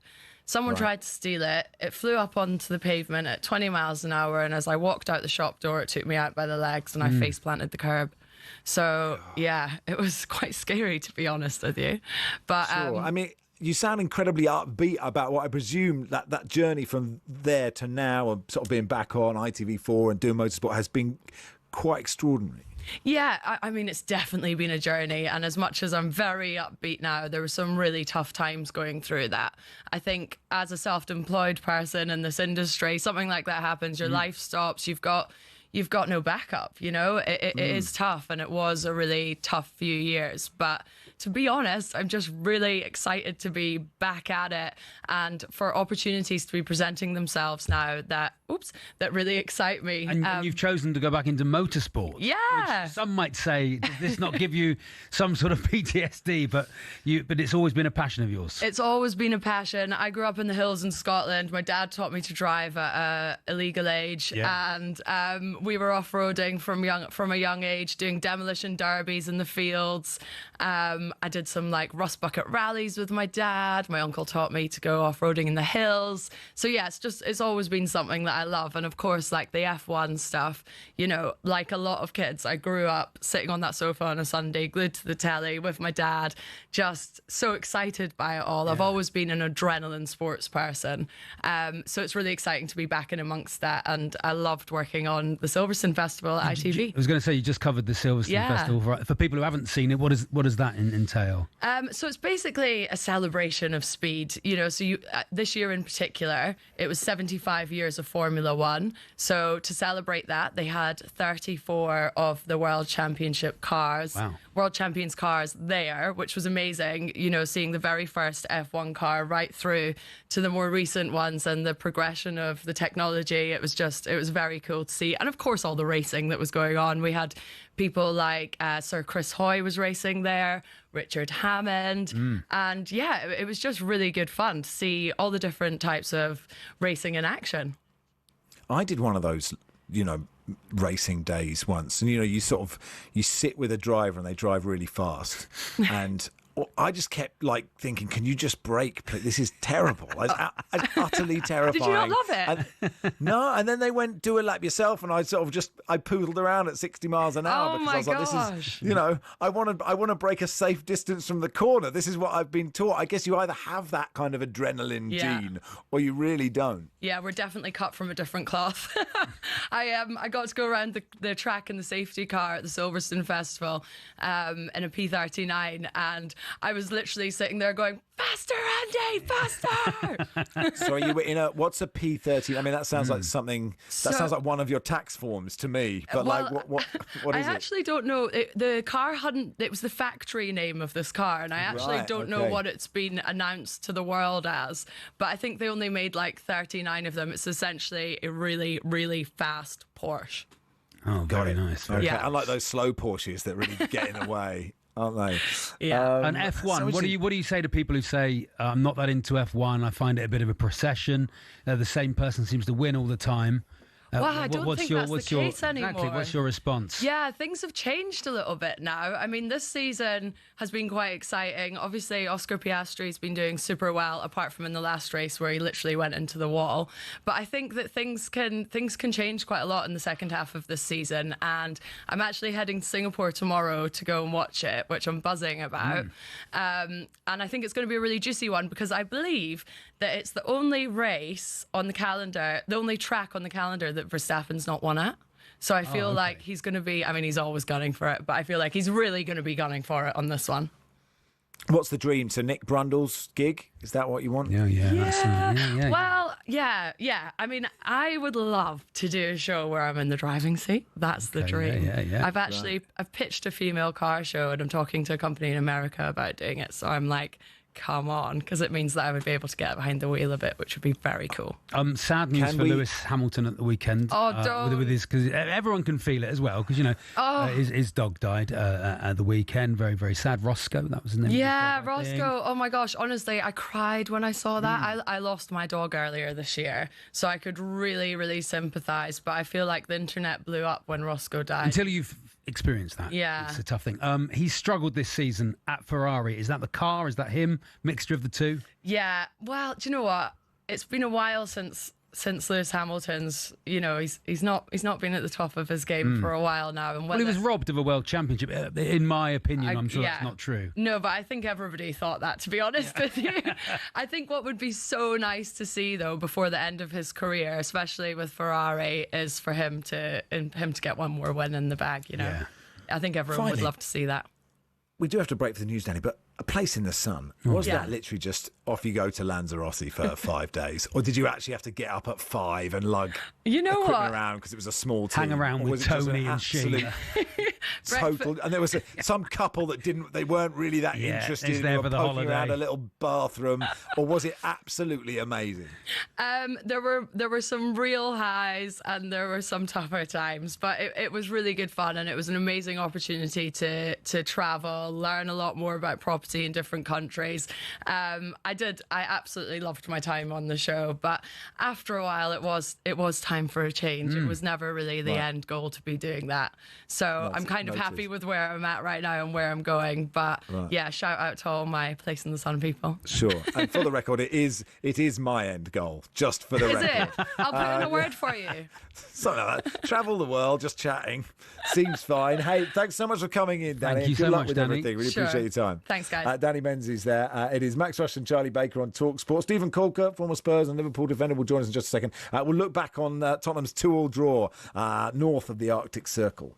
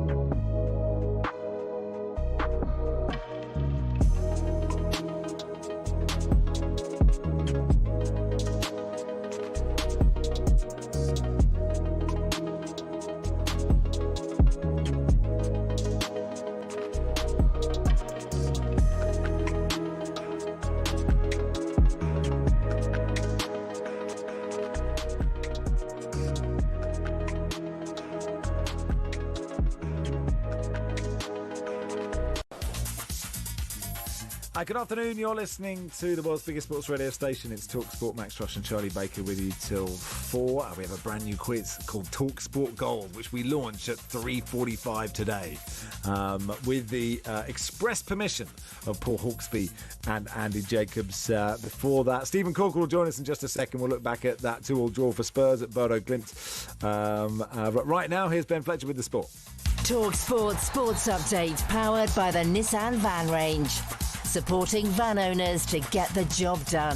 Search Nissan Vans or head to your local Nissan Van Centre.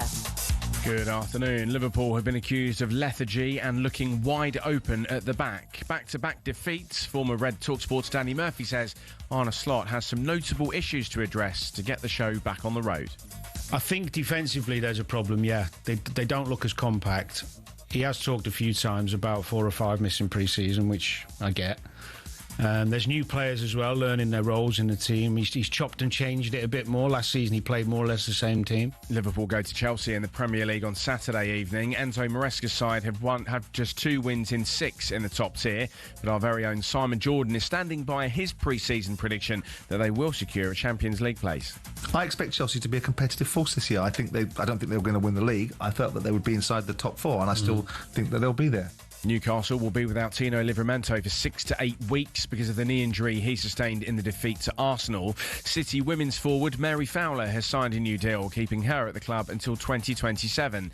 The Aussie international, currently recovering from an ACL injury, has scored 21 times in 87 appearances for City in all competitions.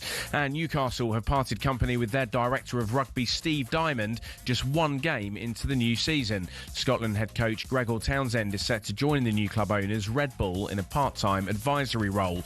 Newcastle go to Exeter on Saturday. You can hear live commentary on Saracens v Bristol Bears 5:30 kickoff over on talkSPORT 2. talkSPORT News. 7 members of a grooming gang in Rochdale have been jailed for a combined total of more than 170 years, and a bomb threat has delayed the opening of Munich's famous Oktoberfest. There's more from Amelia at past. talkSPORT weather with QuickFit. Come rain or shine, wherever and whenever suits you with our mobile tyre fitting service. Now that will have you driving away happy every time. Conditions apply. Cloudy and feeling breezy in northern parts, with heavy rain on the way to the western Scotland. Drier elsewhere with some sunny spells.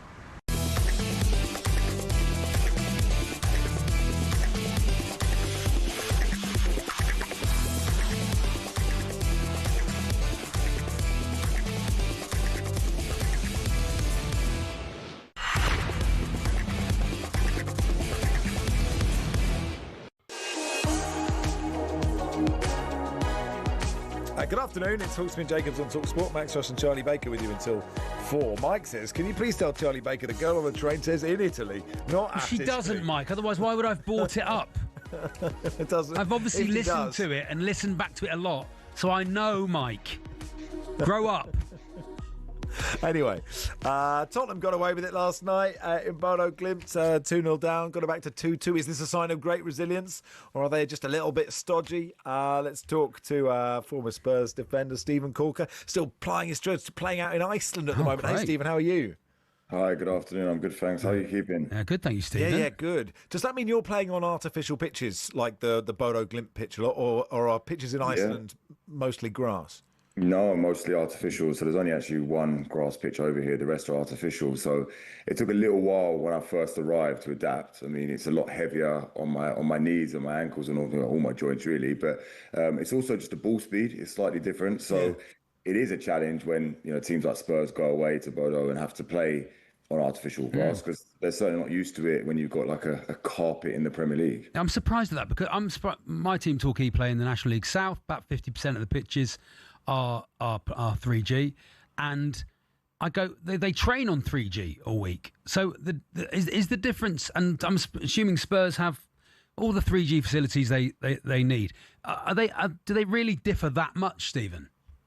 They do. I mean, obviously, with technology, they're getting better and better. So it is as close to the real thing now as it's ever been. But there is still a difference. I mean, as I said, the way the ball bounces, the ball speed, there are some players will find it heavier on their legs because they're just not used to it. So players do have to adapt. I imagine Spurs would have maybe trained the day before or 2 days before on an artificial pitch, but it's still not what they're used to. So there is definitely a home advantage for teams like Bodo when playing, on artificial. But I thought they were good. I have to say, as much as I'm sure, everyone loves to criticise Spurs, I'm going to back them and say that actually I thought Bodo were good, and they're not the first. Really good. Yeah, they were really good, and they're not the first team to struggle against them. They've been good, and they've challenged quite a few teams in Europe.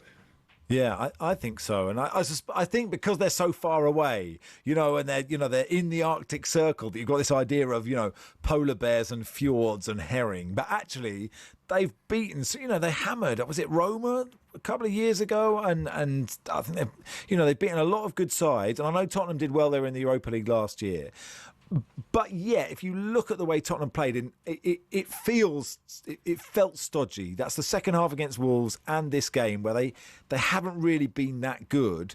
But is it a sign of great resilience, getting something when you're not playing well? Well, I think all the good teams do that. I think, when they're not playing well, it's impossible to play well for every single game, for a season. There's so many games in each season now. Players are playing 50, 60 games a year. So it is difficult, it is challenging, it is hard to be consistent week in, week out. But I do feel the Spurs are lacking quite a bit of consistency. I mean, going back a little while, I watched them against Man City, what had been 3-4 weeks ago, and they were just incredible. Absolutely blew me away. I couldn't believe how good they were. And then I watched them last night, and it's like you said, there are question marks around where is that same performance? What happened to the flow? But I do believe, taking the positive from it, they've had 2 games, in the last few days, which haven't been their best performances, especially the second half against Wolves, but they've managed to get a result. So there is a resilience, and I always go back to the era of Ferguson, and I think, United never played well all the time, but they managed, in Fergie time, they're always popping up with goals. So, and they won titles, so it's not a bad comparison. If that's what Spurs are going to do through this year, when they're not playing well, they are still going to get points, then okay. But, I guess as a fan, we would like to see them perform, a little bit more consistently. Yeah, I was going to say that they'd have lost that game last season, but of course they played that game twice last season and didn't lose either, so I can't really say that, if I'm honest. But Thomas Frank, is what he's trying to do obvious to you, Stephen? Is it getting through to the players? I think so. He's had a lot of success at Brentford, and going to a club like Spurs in I think difficult circumstances, because I think you had a lot of fans that obviously wanted Ange in, some that wanted Ange out. So it's kind of a difficult, I think, environment to walk into. But I think he's done really well. I think he started really well. And I think that Spurs, as I said, I'll go back to that Man City game. I thought if that's what his identity is and what he's going to bring to Spurs, then I'm all for it, because they were front foot, they were aggressive, they were really good with the ball at the feet. So for me, I think that he's been a good appointment so far. But of course, as I said, they will want that consistency. But one thing with Thomas Frank is he's a really nice guy, and he supports his team, and he wants to create an environment where everyone feels a part of it. So as I said, he's a likable guy, and I think that over time, hopefully he's given time, plenty of time at Spurs, I'm sure that he's going to be a success. Can I ask about life in Iceland, Stephen? I know that's not why we got you on, but it's an interesting move for a footballer. Not many do it. What inspired you to go out there? For me, it was the start of my coaching journey. So I spent the last 5 years abroad in Turkey, which I loved. But I felt that I knew that I'm coming towards the end of my playing career. And what I did feel was that I wanted to start looking towards my coaching badges. So I managed to obtain my UEFA B, my UEFA A. And then I started to look for opportunities where I can go in and coach, and got offered the chance here to come in as player assistant. And I've absolutely loved it. So it's a beautiful country, great people, great environment, and yeah, I've got no complaints. Do you see the Northern Lights all the time? Yeah. We do. We see the Northern Lights. So we had the Midnight Sun, as I was saying last time I was on here, which was only finished about a month or so ago, and now we're coming into the time where for the Northern Lights. So it started last week, which was an unbelievable scene. And yeah, I love it here. I love to, after training we go to they have outdoor pools here, which is surprising considering the weather. But it's all the water coming up from volcanoes. Thermals, So you've got the lovely Blue Lagoon coming up. Yeah, the Blue Lagoon's just around the corner. So, lifestyle's really good. And actually the football's been surprisingly better than what I thought it would be. So, learning loads and enjoying my last little bit of playing. Quick word on Liverpool for us, Stephen. I don't know if you watched it last night. Is 2 games a crisis? No, I wouldn't call it a crisis, no. Galatasaray is a really, really tough place to play. So I spent 5 years in Turkey, so I'm very familiar with them. And it's extremely hostile, especially on European night. So it is a tough place to go. I thought on the weekend they weren't great against Palace, and Palace definitely deserved to win that. But I think Liverpool will be back. They've got strength in numbers. They've obviously invested a lot this summer. Arne Slott's been there and done it. He done it last year, and they're still top of the table. So I'm certainly not going to call a team top of the table at this point in the season having a crisis. Lots of people know about that Galatasaray atmosphere, right? But they have never felt it. Like when you walk out there and you're not playing for Galatasaray, what is it like? Because the whistling was incredible yesterday. But what's it like when you're out there? Yeah, so you've got the whistling, you've got the booze, you've got all sorts going on. You've also got stuff being thrown at you, not going to lie. That's still a thing over there. So when you're over there taking throw-ins or if you want to celebrate a goal, unfortunately Liverpool never got to experience that yesterday. But if you go back to when Fenerbahce and Mesut Ozil scored that goal against them in the derby, you'll see the real side of it. So for those listening, check that out on YouTube, and you will see just how much of a difficult place it is to go and play. So they don't make it easy for any opposition, and especially when you're welcoming a team like Liverpool. Sure, and when you were in the dressing room before, can you see your teammates and you look around and you think, it's okay, we'll be okay? Or you can see a couple of people going, I'm not sure, because I wouldn't be up for it. I just think if I could hear all the listeners booing, I would find that quite off-putting, Yeah, but I actually think it motivates us. I mean, a lot of us thrive off that, Of course, if you're a young player, it can be different. It can be challenging because it's not something you're used to, especially if you've just stepped up. But I think for the senior players, we just thrive off it. That's the nights we live for. And I'm playing here in Iceland in front of a couple of thousand people, and I look back. Much booing in Iceland, is there? No, there's not much booing. It's just, they've got a clap though, the Viking clap. Oh yeah, of course. They have the clap, so they have the clap. But it's not the same as, of course, what it's like playing in front of 60,000 at Galatasaray. So I would say to the players, enjoy that moment because it's special. Hey, Stephen, Brilliant. Fascinating to talk to you. Thanks so much for coming on. Appreciate your time. Thanks. Have a good afternoon. Stephen Colker there, former Liverpool Spurs, amongst others, now playing at Garabah in Iceland. I think we should follow Garabah for the season. I think that'd be good to follow Stephen Colker at and Garabah. May I congratulate you? Can I congratulate you, Charlie? Because when Stephen said they've all got the clap, you didn't. I didn't say a word. You obviously thought it. Very childish mind. In any way. Very childish mind. mind. I looked at you and I thought, this man has learnt. He's grown. He's grown. Dino's been in touch. Another idiot. Hey, Dino. Another idiot.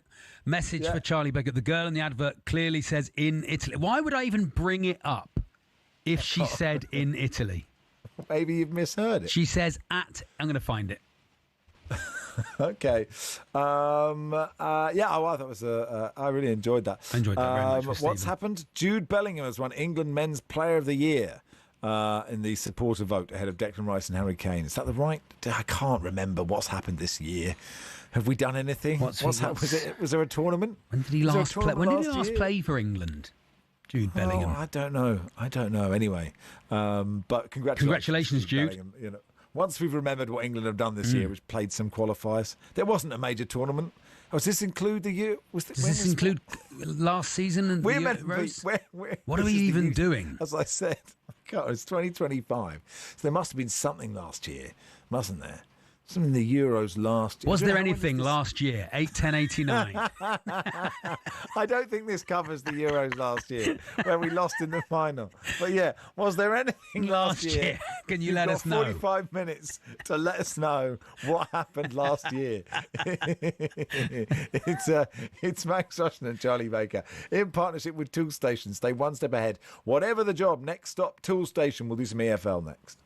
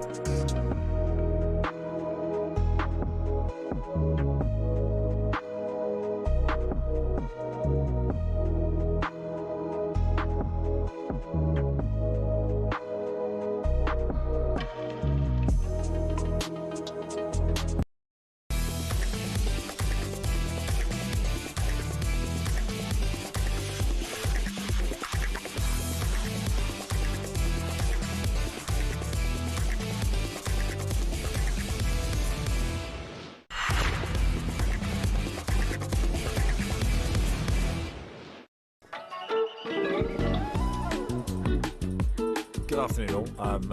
Max Rushden and Charlie Baker here until 4. Charlie forced me to listen to that advert about 100 times during their adverts that I should have been listening to contractually. Yeah. It's quite indecipherable. I think she does say at, although Dino has been in touch many times. Dino says Charlie's having a mare, thinks it's in. We will never know. Maybe it's like the green-brown dress or whatever it was. You know, it's just different for different people. It's on YouTube. People can find it on YouTube. She says at Italy, it's quite clear. And then we should probably move on. Dan from Beswick says last year, we were asking what happened last year, Max. Did anything happen last year? That is what we're asking. In Beswick says, last year I defrosted some mints and decided against playing paddle. There we are. Thank you, Dan. Very nice. What a great 2024 that he had. Anyway, let's hear from Alan Nill, Sheffield United assistant manager. He spoke to the media after they lost 2-1 late on to Southampton. He explained Chris Wilder's bizarre sending off. I think the ball was down and he was frustrated and he's gone to either kick it into the dugout or kick it against one of the boards, and he's just lifted it and it's gone into the stand. So the referee's seen that and decided to send him off. He was angry about, was it the penalty award? I think there was quite a lot in that game, in the first half and definitely in the second half that frustrated Chris. So, I think a culmination of a lot of things. Alan Biggs there, covered in nicotine, asking the questions. Coffee. But anyway, Simon Watts, EFL, joins us. Hey, Simon. Yeah. All right, Max, how's it going? Yeah, good. I mean, it didn't even look to me like he was that annoyed, Chris Wilder. He just kicked a ball because it's when you see a football, you have to kick it. They're just the rules. I think a red card and maybe letter of the law, it's the right decision, is a bit harsh. I think so. And, just before this, I was doing a little bit of searching around to see whether it had been overturned or something like that. But just like you say, I guess there's some kind of rules somewhere written deep within the FA guidelines that if you kick a ball towards the crowd, you should be sent off for it. But, some of the headlines are a little bit over the top, I think. Moment of madness, launching the ball into the crowd. It wasn't like that at all. If you watch it, he kind of, the ball's there. He just sort of dinks it and then goes and has a bit of a chat with the fans after to apologise. Everybody seemed pretty happy. But then Chris Wilder's sort of sent off as he goes back towards the dugout. Not an ideal situation to be in, particularly when your team's 1-0 up in the game and then they go and lose the match 2-1. And he's, if he is banned, he's going to be, not on the sidelines for the upcoming matches. But Chris Wilder is back and making headlines within a few weeks of getting back into the dugout. I seem to remember Tim Henman, when he was playing a doubles match or something, just hit a ball absent-mindedly and it hit a ball boy. And obviously because Wimbledon's like it is, he was put in prison for 15 years and he didn't really mean it. And, intent matters in these things, I think. Across Sheffield Wednesday was so close to getting a massive win at Birmingham, Simon. Yeah, I mean, Birmingham looked on course to lose for the first time in 29 games at home. Wow. And, maybe you should have had Clinton Baptiste back on for this slot, to be honest with you, because even a clairvoyant can't really predict the future in terms of how the championship results are going. And nobody would have thought Sheffield Wednesday would go to Birmingham and get something. But I've got to say, I did their game against Wrexham last month and they were really unlucky not to win that game. They came from 2 down and drew at Wrexham. They got the win on the road recently against Portsmouth. They're making a real fight of it. They've got their teenager who scored again last night, Brown. They've got some players that somehow Henrik Pedersen, rookie manager, is managing to galvanise, even though, again, reports this week that another month passes without the players getting paid on time by the club. So it's a terrible backdrop to be working in. But, we see this often in sport. You go back to Chris Wilder. I remember when Northampton hadn't paid their players for months and they went and won the League Two title by a canter. Sometimes it can galvanise teams. But, by comparison, when you look at Birmingham, a squad that cost 30-something million to put together this summer, a hell of a performance to go there, be 2-1 up until the 99th minute. Then Damari Gray scoring an equaliser, which is a great story for him on his return to Birmingham City, his first goal since coming back to the club. But, Sheffield Wednesday are showing a lot of fight, a lot of spirit. And I think the biggest thing that is going to potentially challenge them, is now we're going to 2-game weeks for the first time this season, the depth in their squad, and obviously a potential looming points deduction as well. Ipswich, Jack Clark for Ipswich, he scored his, I think it's 3 and 4 for him, and against Bristol City. And Bristol City have had a really good start. This might be the year they finally go up. Yeah, I mean, they did lose at home to the mighty Oxford United 10 days ago, but, it happens again in the Championship. But when you consider Gerhard Struber came in and replaced Liam Manning in the summer, I think Bristol City felt a little bit sore that he took the decision to leave the club after leading them to the playoffs. It has been a great season so far, and really just an evolution of the work and the foundations that were put in place by Liam Manning before. Ipswich, probably playing them at a decent time. I feel like Ipswich and Southampton have got another gear to get into in the coming weeks and months, particularly when it does become a squad game. They've got that depth there. So a draw, not a bad result against an Ipswich team who, I think have flattered to deceive a little bit this season, but I think we can all see what a good team they are on their day. Particularly, we saw them against Sheffield United a few weeks ago, and they absolutely wiped the floor with them. And I know Sheffield United are struggling, but I don't think they will be by the end of the season.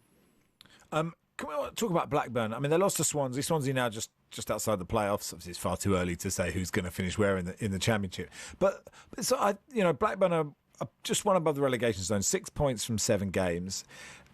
If I remember correctly, have they banned the local paper? There's sort of this classic sort of petty thing to do, which doesn't help supporters at all, which seems completely sort of paranoid, weird thing to do. I don't know why they've done it, Simon. Maybe you know more than I do, or if they've let them back in again. They're not back in at the minute. No, the Lancashire Evening Post, and they're one of the few newspapers, local newspapers around these days that've got a designated reporter still sort of covering the club and scrutinising them, and that's ultimately what it comes down to. But these things never really end well. I remember back in my early days covering Gillingham Football Club and a local Kent Messenger reporter being banned by Paul Scally at Gillingham. So he adopted a position in somebody's window at the top of their house and reported on matches at Dreesfield from there for the rest of the season. So they might find a way of working around it. But, it's that old adage, isn't it? These people are going to be around following the football club probably for a lot longer than the owners of these football clubs are there. I know the Venkies have been at Blackburn for a long time, but add to that on the pitch, I was covering their game against Ipswich a couple of weeks ago, and obviously so unlucky. They were 1-0 up.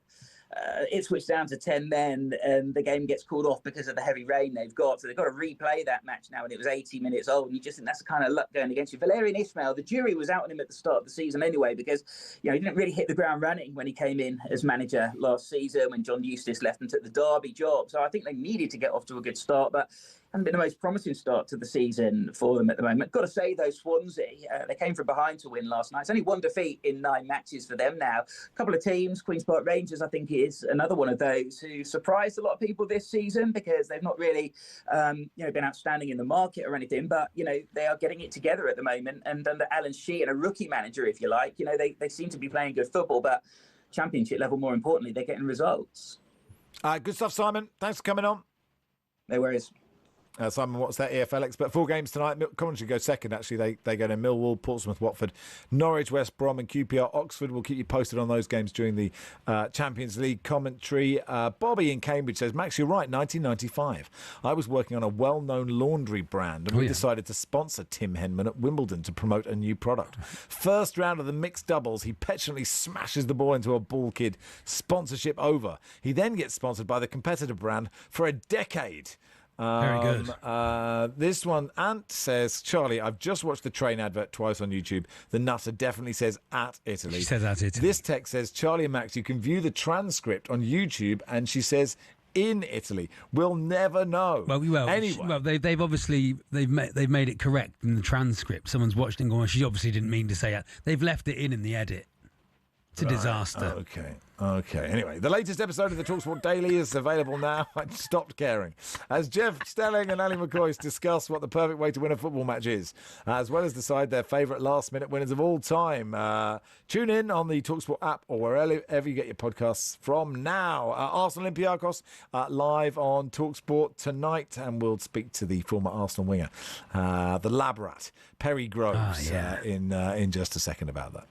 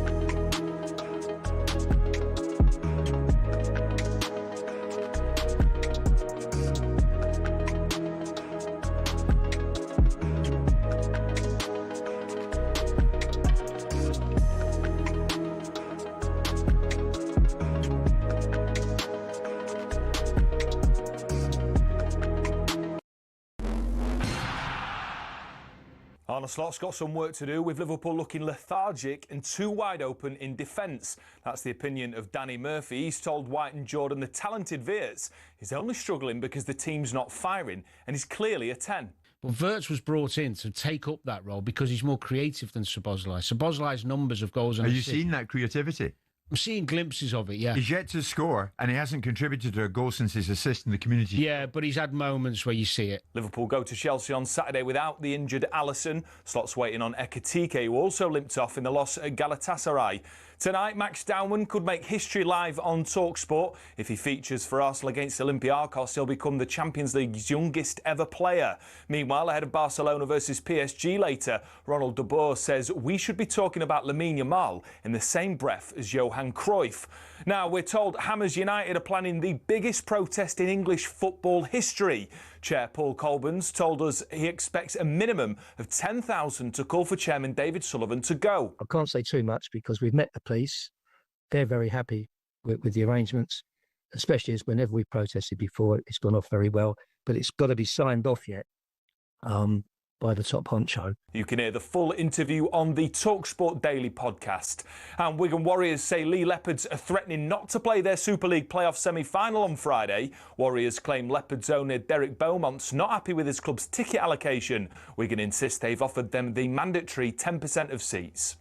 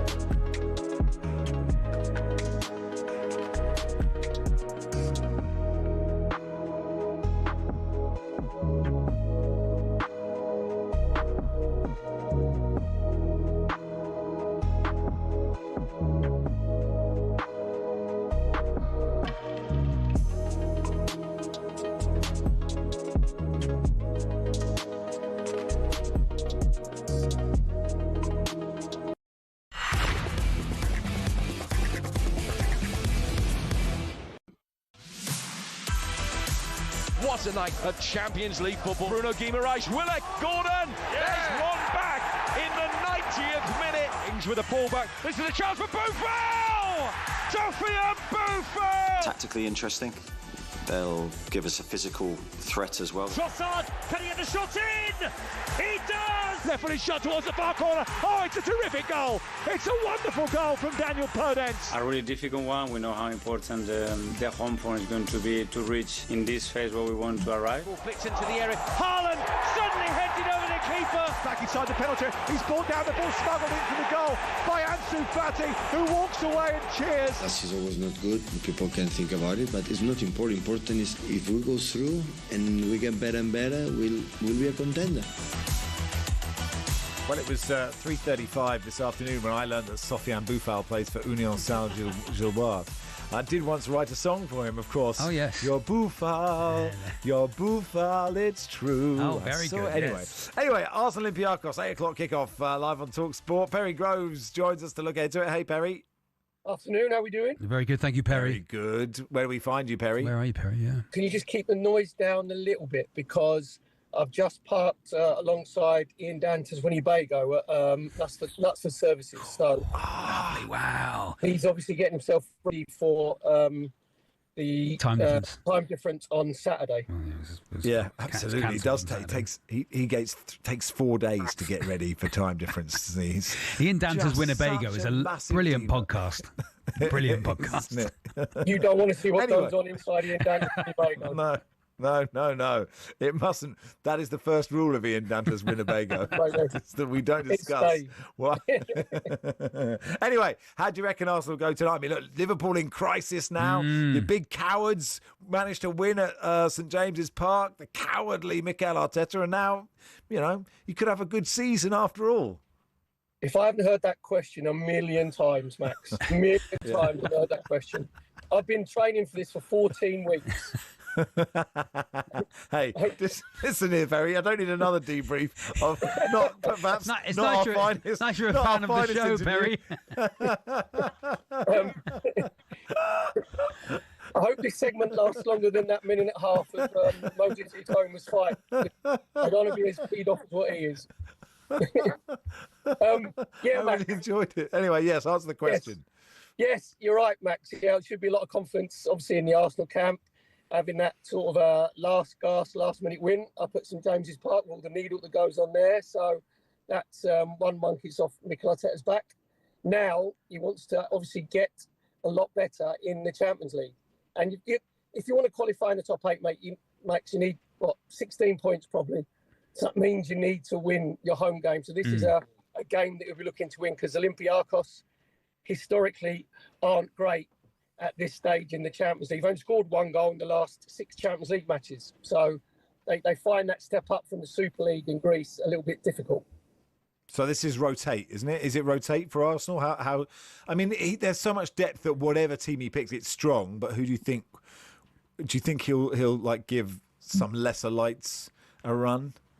Thing is, Max, you mentioned lesser lights there, but the squad now, anybody that comes in, there's no drop off. I knew as soon as I said it, it was the wrong phrase. It was the wrong phrase, so, Perry. Yeah, no, but if Odegaard comes in, obviously he needs minutes. So if he comes in instead of Eze, which I hope Eze plays, then Arsenal fans are like, oh, that's a massive gamble. So because of the strength of the squad, I'd expect him to maybe rotate maybe 2 or 3, because you don't want any more than that, because it completely stops the flow and the rhythm that you have with all the players that you've built those relationships with. But isn't it key? Momentum is key, isn't it, Perry? Having won Sunday and all the good that came off the back of that, when they want to at least play the first half with their first team and really go at it and try and keep that going. Absolutely. It's all about the confidence, and when these players look around now, they can all sort of trust each other. You know, they're scoring goals. You know that they're that threat from set pieces. So he might make a little change, maybe at right back, because during Timber, who's been absolutely outstanding this season, you might see Ben White come in there to get minutes, under his belt. Again, that's not a massive drop off. You might see Lewis Skelly come in at left back instead of Calafiori. So the players, what I'm looking forward to is I'm looking forward to the ringer. I'm looking forward to, hopefully Max Dowman will be on the bench. Oh, yeah. And he might give him some minutes with a bit of luck. I mean, that win, it felt so important given the history of Arsenal Newcastle recently, but also that little narrative that was starting about not giving it a real go at Anfield, not being able to break a very defensive Man City down, and to go there and not just win, but just to play incredibly well. And okay, the goals from set pieces, but I just thought from open play that was the best I've seen them for quite a long time. Yeah, the thing is, what happened, Max, is because of the excitement about the win, and obviously Gabriel's 96-minute headed winner, the actual performance got a little bit lost, because you have to win games, and that hopefully gives you that platform to go on and win the Premier League. But if you think Nick Pope was Newcastle's best player, and in the first half he was like an octopus. He pulled off 2 world-class saves from Eberechi Eze. Trossard hit the post. So, without exaggerating, Arsenal could have been maybe 2 or 3 up at half-time. And then, obviously, you concede. And then, what the narrative, if Arsenal would have lost that game, the negativity would have been massive. So what it does, it eases that little pressure. You said the narrative, it just eases that pressure a little bit, and everybody can have an ice bath, do a bit of yoga, calm down, and hopefully get a nice win this evening. And we've got West Ham at home. Sorry, go on. I was just going to say, you will ask your West Ham question in a second. Sure. I would just say Eze was great, wasn't he, Perry? That's what he was bought for, Max. Massive fan of him. Saw him develop obviously at QPR and then obviously at Crystal Palace, and you could tell that he thrives in those big games. He wants to play. He was left out obviously of the Man City game, which if it was me, I'd have been really peed off, because you want to play in those massive games. Then he comes on and he has an effect. He gets the assist, and then he's like, right, we'll play you central. We'll play you in that sort of the double 10 position. And you could tell that he wasn't fazed by it. And you could tell that he actually enjoyed it. And that's why he was bought. not just for the massive away game, but the home games where teams sit a little bit deeper. Yeah, as I say, West Ham Saturday at home. New manager bounce, perhaps. West Ham been really bad against balls into the box for the whole of the start of the season. This isn't the game you want, is it? No, hopefully this is what I mean. This is what I mean. Arsenal must be going into this hopeful. Yeah, because you said there, I think it's 8 goals they've conceded from set pieces at West Ham, and they'll be better defensively under Nuno Espirito Santo because he's got that ebullient character and he's got that personality, which I think Graham Potter was lacking. And the most damning statistic about West Ham was that under Graham Potter, when they conceded first or they went behind, they never won a game. Because there was a softness about him. I don't think you'll get that with Nuno. Obviously got his draw against Everton on Monday, just set his stall out. And you know what he did? Here's one for you. He played his 2 best players in their best positions. How mind-blowing is that when you play Bowen on the right and Paqueta as the 10? All these analysts and algorithms and logarithms, you think, play your 2 best players in their best positions and you might have a chance of influence the game. Round pegs and round holes will never catch on. Listen, Perry, I'll send you a mini disc of the Moses Atama interview so you can keep it for life. And chat to you soon, my friend. Cheers, pal. No worries. See you, boys. Cheers. Perry Groves there. Commentary of that game on talkSPORT. Commentary of Monaco Man City, talkSPORT 2 at the same time. And the Newcastle game at Union Saint-Gilles, early kickoff. So Drive will be on talkSPORT and that game will be on talkSPORT 2. Brand new quiz called talkSPORT Gold. What are you even doing on Hawksbee and Jacobs is next.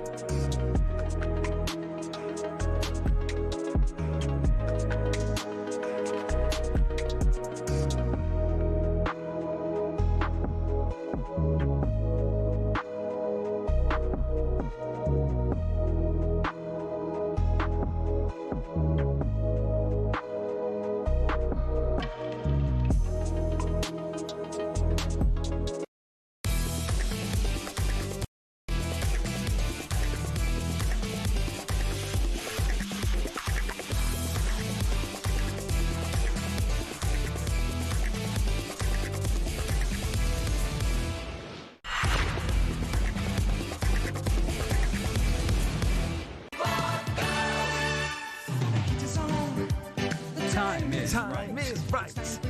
Right, it's time for a new quiz. It's called talkSPORT Gold. Good luck. What are you even What are you even doing on Hawksbee and Jacobs?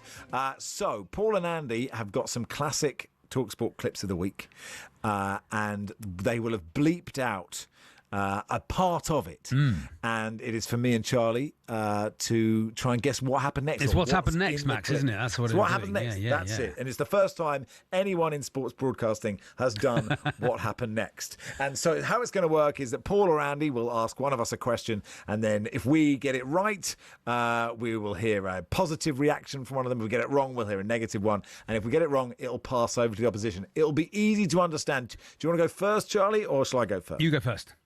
Okay, so here I believe is Paul Hawksbee to ask me a question. Our first talkSPORT Gold clip features friend of the show and legend of talkSPORT, Danny Kelly, speaking to a caller. Let's talk someone else. Tom's in Seaton in Devon. Hello, Tom. Oh, good afternoon. Good afternoon, Tom. You all right, mate? You all right? Hello. What do you think? It's tricky. I think it's like a big, it's got to be some kind of big cough or groan or something like that. That's right. Well done. Oh. And in no way was listen. that recorded. It's a lot for Paul and Andy just to come in just to do that, but thank you very much. That's it. Let's 1-0. hear it. 1-0. Let's hear it. Oh, yes. Let's hear the clip. Let's talk someone else. Tom's in Seaton in Devon. Hello, Tom. Oh, good afternoon. Good afternoon, You all Tom. right, You all right, mate? You all right? 1-0. 1-0. 1-0. Very nice. Let's go. Okay, here's Andy with a question for you, Charlie. Our next talkSPORT Gold clip comes from the legend that is Alan Brazil, speaking to a Dutch journalist. Feyenoord was leading the table from the start of the season. It was just as they wanted this season. And a fantastic ending to a great career for from Feyenoord. Brilliant ending. Oh no, it's those foreign names. I think does he say the name and it comes out a bit like a euphemism? That's right. Well done. No, that's right. Well done. Really good. You could mix it up, Paul, with your answers. But yeah, let's have a listen to the clip then. It's one apiece. And a fantastic ending to a great career for Dick Coit from Feyenoord. Brilliant ending. Coit. Really Dick good. Coit, very That's nice. Spot on. That's really good. It's one apiece. It's one apiece. Okay, so here is Paul with a question for... It's my turn. Here we go. Our third talkSPORT Gold clip comes from Ian the Moose Abrahams, reading the news. Ibrahimovic's agent has refused to confirm the Swede will sign that contract extension at Old Trafford. Mino Raiola spoke earlier to this programme. He's also Lukaku's agent. Who knows? It just sounds like he started effing and jeffing. I mean, he's completely, without being vague about it, he's completely mispronounced. He's butchered about 5 names. Is my, and you behind the glass will have to decide if that is right or wrong. Well, Paul sitting there or Andy sitting there will have to decide. That's right. Well done. Yeah, thanks, Paul. Thanks so much. Very nice. I'm looking forward to the show you're doing That's tomorrow, right. Paul. Well But done. That's right. Well done. It's a bit wooden, Paul, isn't he? Anyway, let's hear the clip. Let's hear the clip. Ibrahimovic's agent has refused to confirm the Swede will sign that contract extension at Old Trafford. Mino Raiola spoke earlier to this programme. He's also Romelu Lukaku's agent.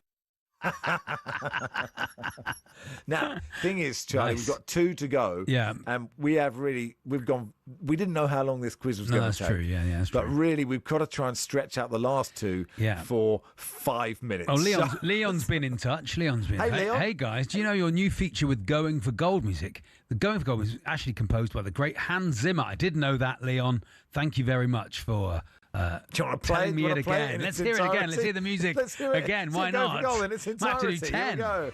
Whack it up. It's right.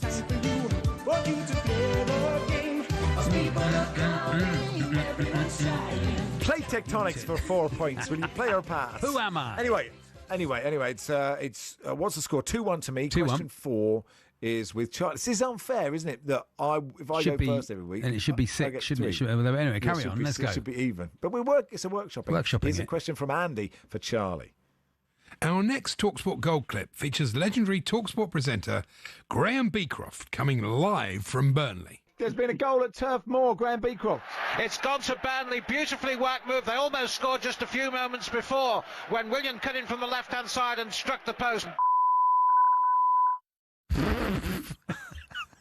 Graham Beecroft falls off his chair and cannot finish his sentence. What's the point? Oh, what's the point? Oh, Wrong. So you got to what the point? It's good that we got a wrong answer. Yeah, so we can I was work on testing this. it out. Duncan East, who is a former director at Sky, who I would always complain about the camera angles at grounds. He says, this is not what happened next. It's just what happened. Yes. It's just actually what happened. Anyway, I like that's a good name for a quiz. What happened? Oh, so I've got a chance to You steal. got a chance to steal, and Max. Win today. Beaky does not fall off his chair. Oh, he just mispronounces a load of names. We might find out every clip is that. What's the point? Oh, okay, let's have a listen then. There's been a goal at Turf Moor, Graham Beecroft. It's gone to Burnley. Beautifully whacked move. They almost scored just a few moments before when William cut in from the left-hand side and struck the post. Burnley 0, Chelsea 1.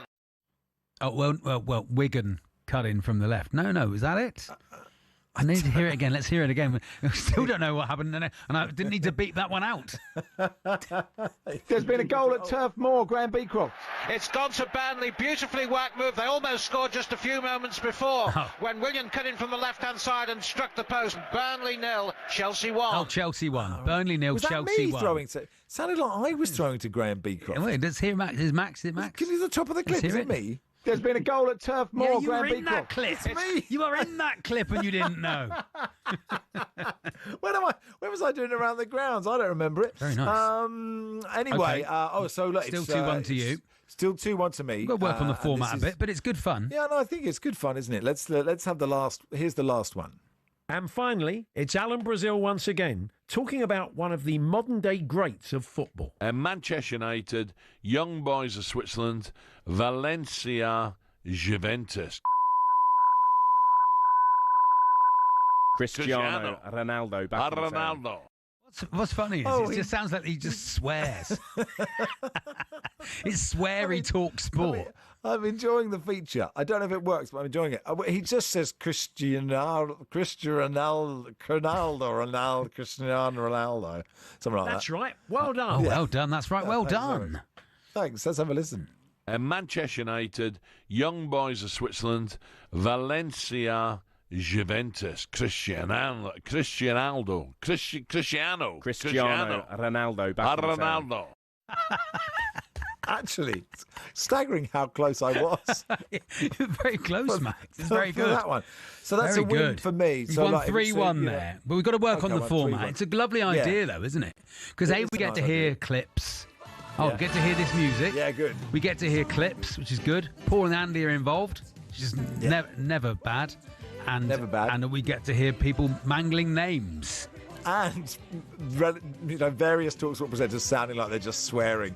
I think it's got a lot. We will going for bleep says more like says Mark in Walthamstow. Mark, not for Mark. It's good to get. Okay, No, we're not going to. We'll work out the format straight. No, you can't work out straight. You have to put it on air to find out how it works. Wow. Matt says this is almost as bad as your Moses of Talma interview. I thought this was pretty strong stuff. This was good. And actually, I think that interview will go down in history. I think as the one of Moses greats. Talma was a good interview. Yeah. So there we are. I'm not sure. Good. I'm not sure. Look, I won't put it on my demo tape. Okay. Have you got one? Send to I'd like Magic to hear FM. it. Yeah, I sent it to Magic. To Magic. They'll be interested in this. Anyway, Andy Goldstein and Gabby Abonor have Drive from 4 o'clock. So listen to that. Thanks, Charlie. Paul Thanks, and Max. Charlie back tomorrow. What we're striving for.